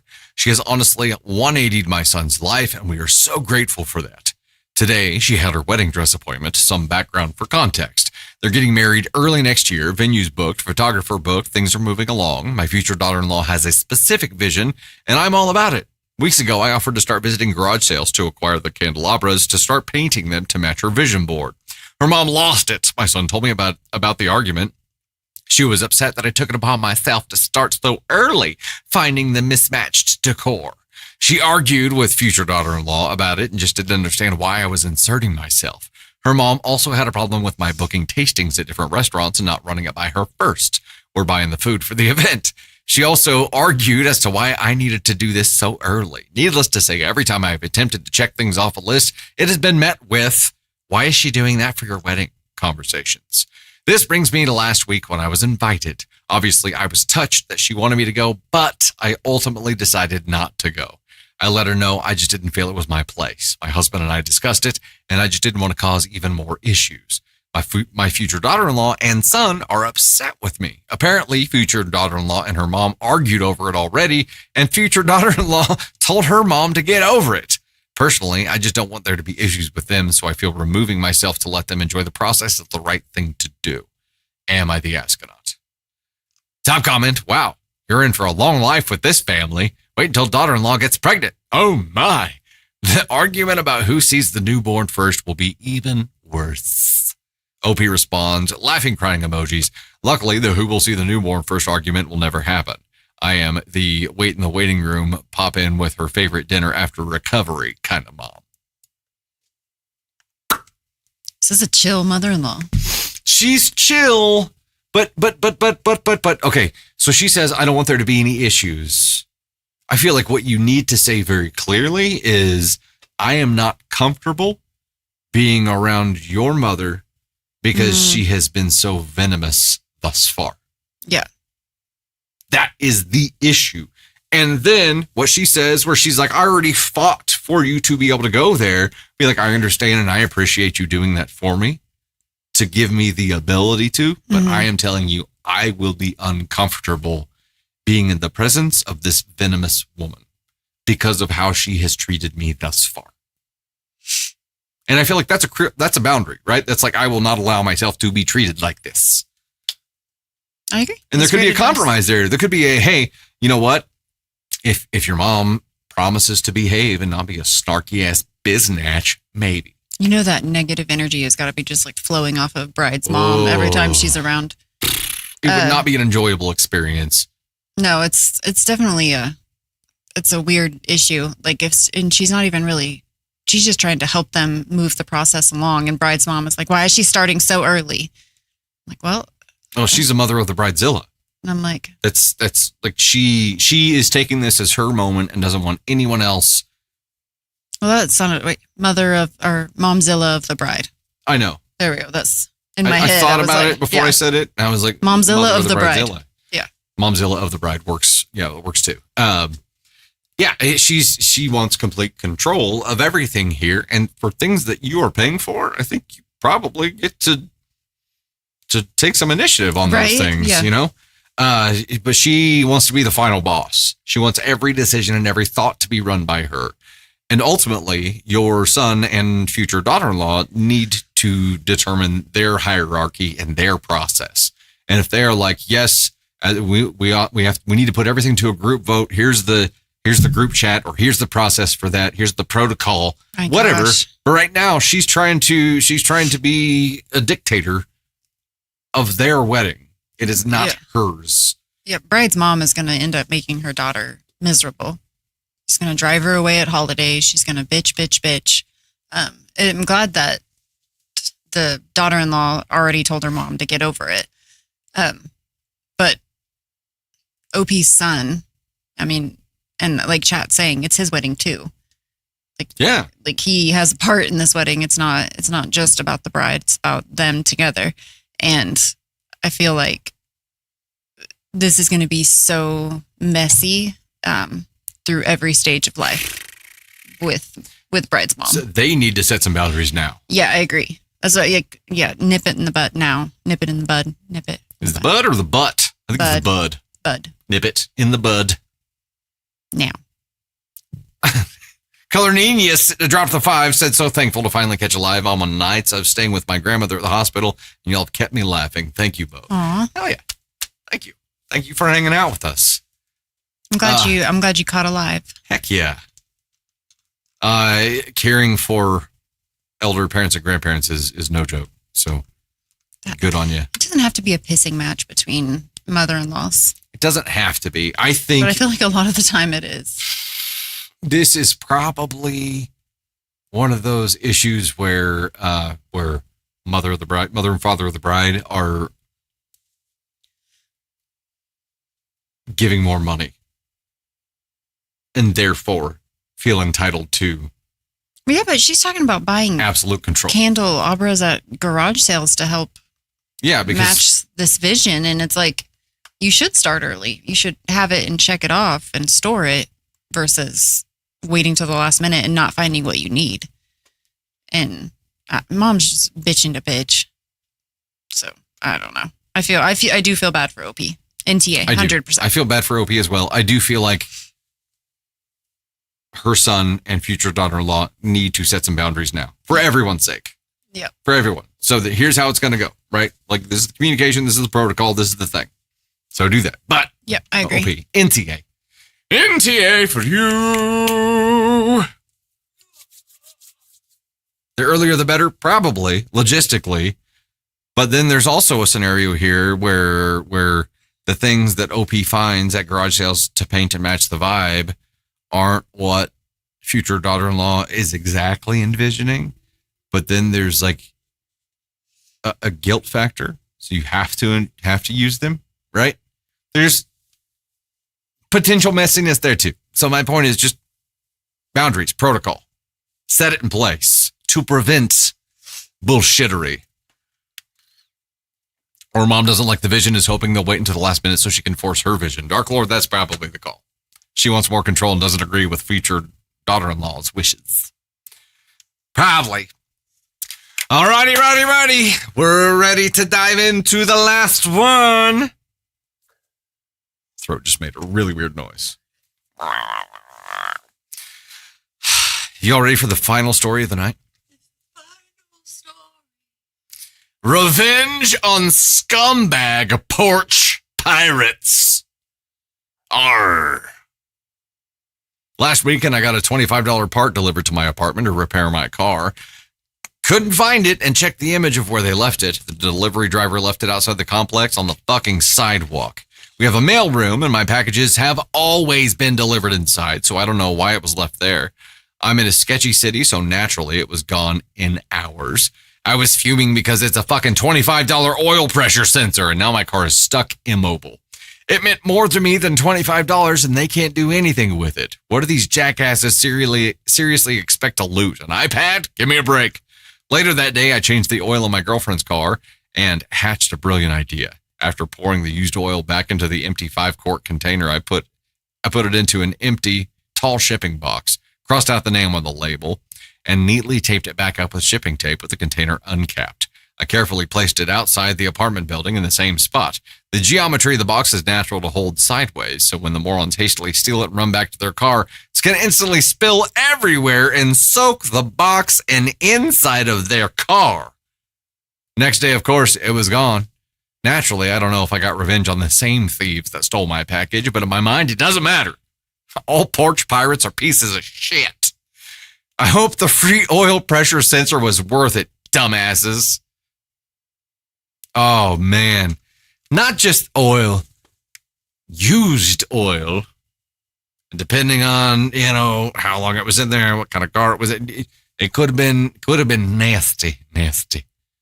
Like poopy oil. But man, like you get oil all over the interior of your car, it's cooked, it's done, right? It'd be really easy to see, like to tell which person it was. If it was somebody that lived at that complex, OP, just walk by and just peek. Just glance at the inside. If you see big ass oil stains everywhere, you know who done it. Or some freshly installed car seat covers. You know. A slippery getaway, Catty Paws. Perfect. A slippery getaway. That was great. Well done, OP. Well done. In the meantime, did you go see the ghost? I really had to go pee. And I understand that. It happened to me last week. And when I went to the bathroom stall, there was like a really cold sensation on my back, and I was like, and I turned around and it was the vent. And I was like, fuck. Probably shouldn't be watching Supernatural. Every time you walk by a vent, you think there's a ghost. I didn't know it was a vent. I just felt a cold sensation on my back. Is that salt? Do you smell sulfur? And I was like, oh my gosh. And then I heard a noise, and I was like, get out of here. Carry salt at all times, right? I'm going to have little salt things in my pocket. We'll just put one at the bathroom threshold and just leave it there. It'll be fine. One of those rock salt gun, like fly things. That's what I'll have in my holster. Just carrying it with you, just clearing the bathroom. Feeling a cold sensation. Cornwall Crafter dropping the 2 said, why are pirates called pirates? Because they are. I like Perfect. it. I appreciate it. We do have some sage here. Joke. We need to sage the bathrooms, maybe. Oh, man. All right, that is it for us. Thank you guys so much for hanging out with us. Greatly appreciate all your love. I'm going to do a little bit of catch up while we get our music popped back in here. But say bye to Tata. Goodbye. I'm out of breath. I ran back here. Karen Stansberry with the Rose, Gigi, Kia, Rockwolf, Karen Stansberry again, This Girl is Poison, Violet, Joyce Brown, Misfit Mama, Rockwolf, Proud Mama, Jenny with the ice cream cone, and a hot dog now. The menu has expanded, I see.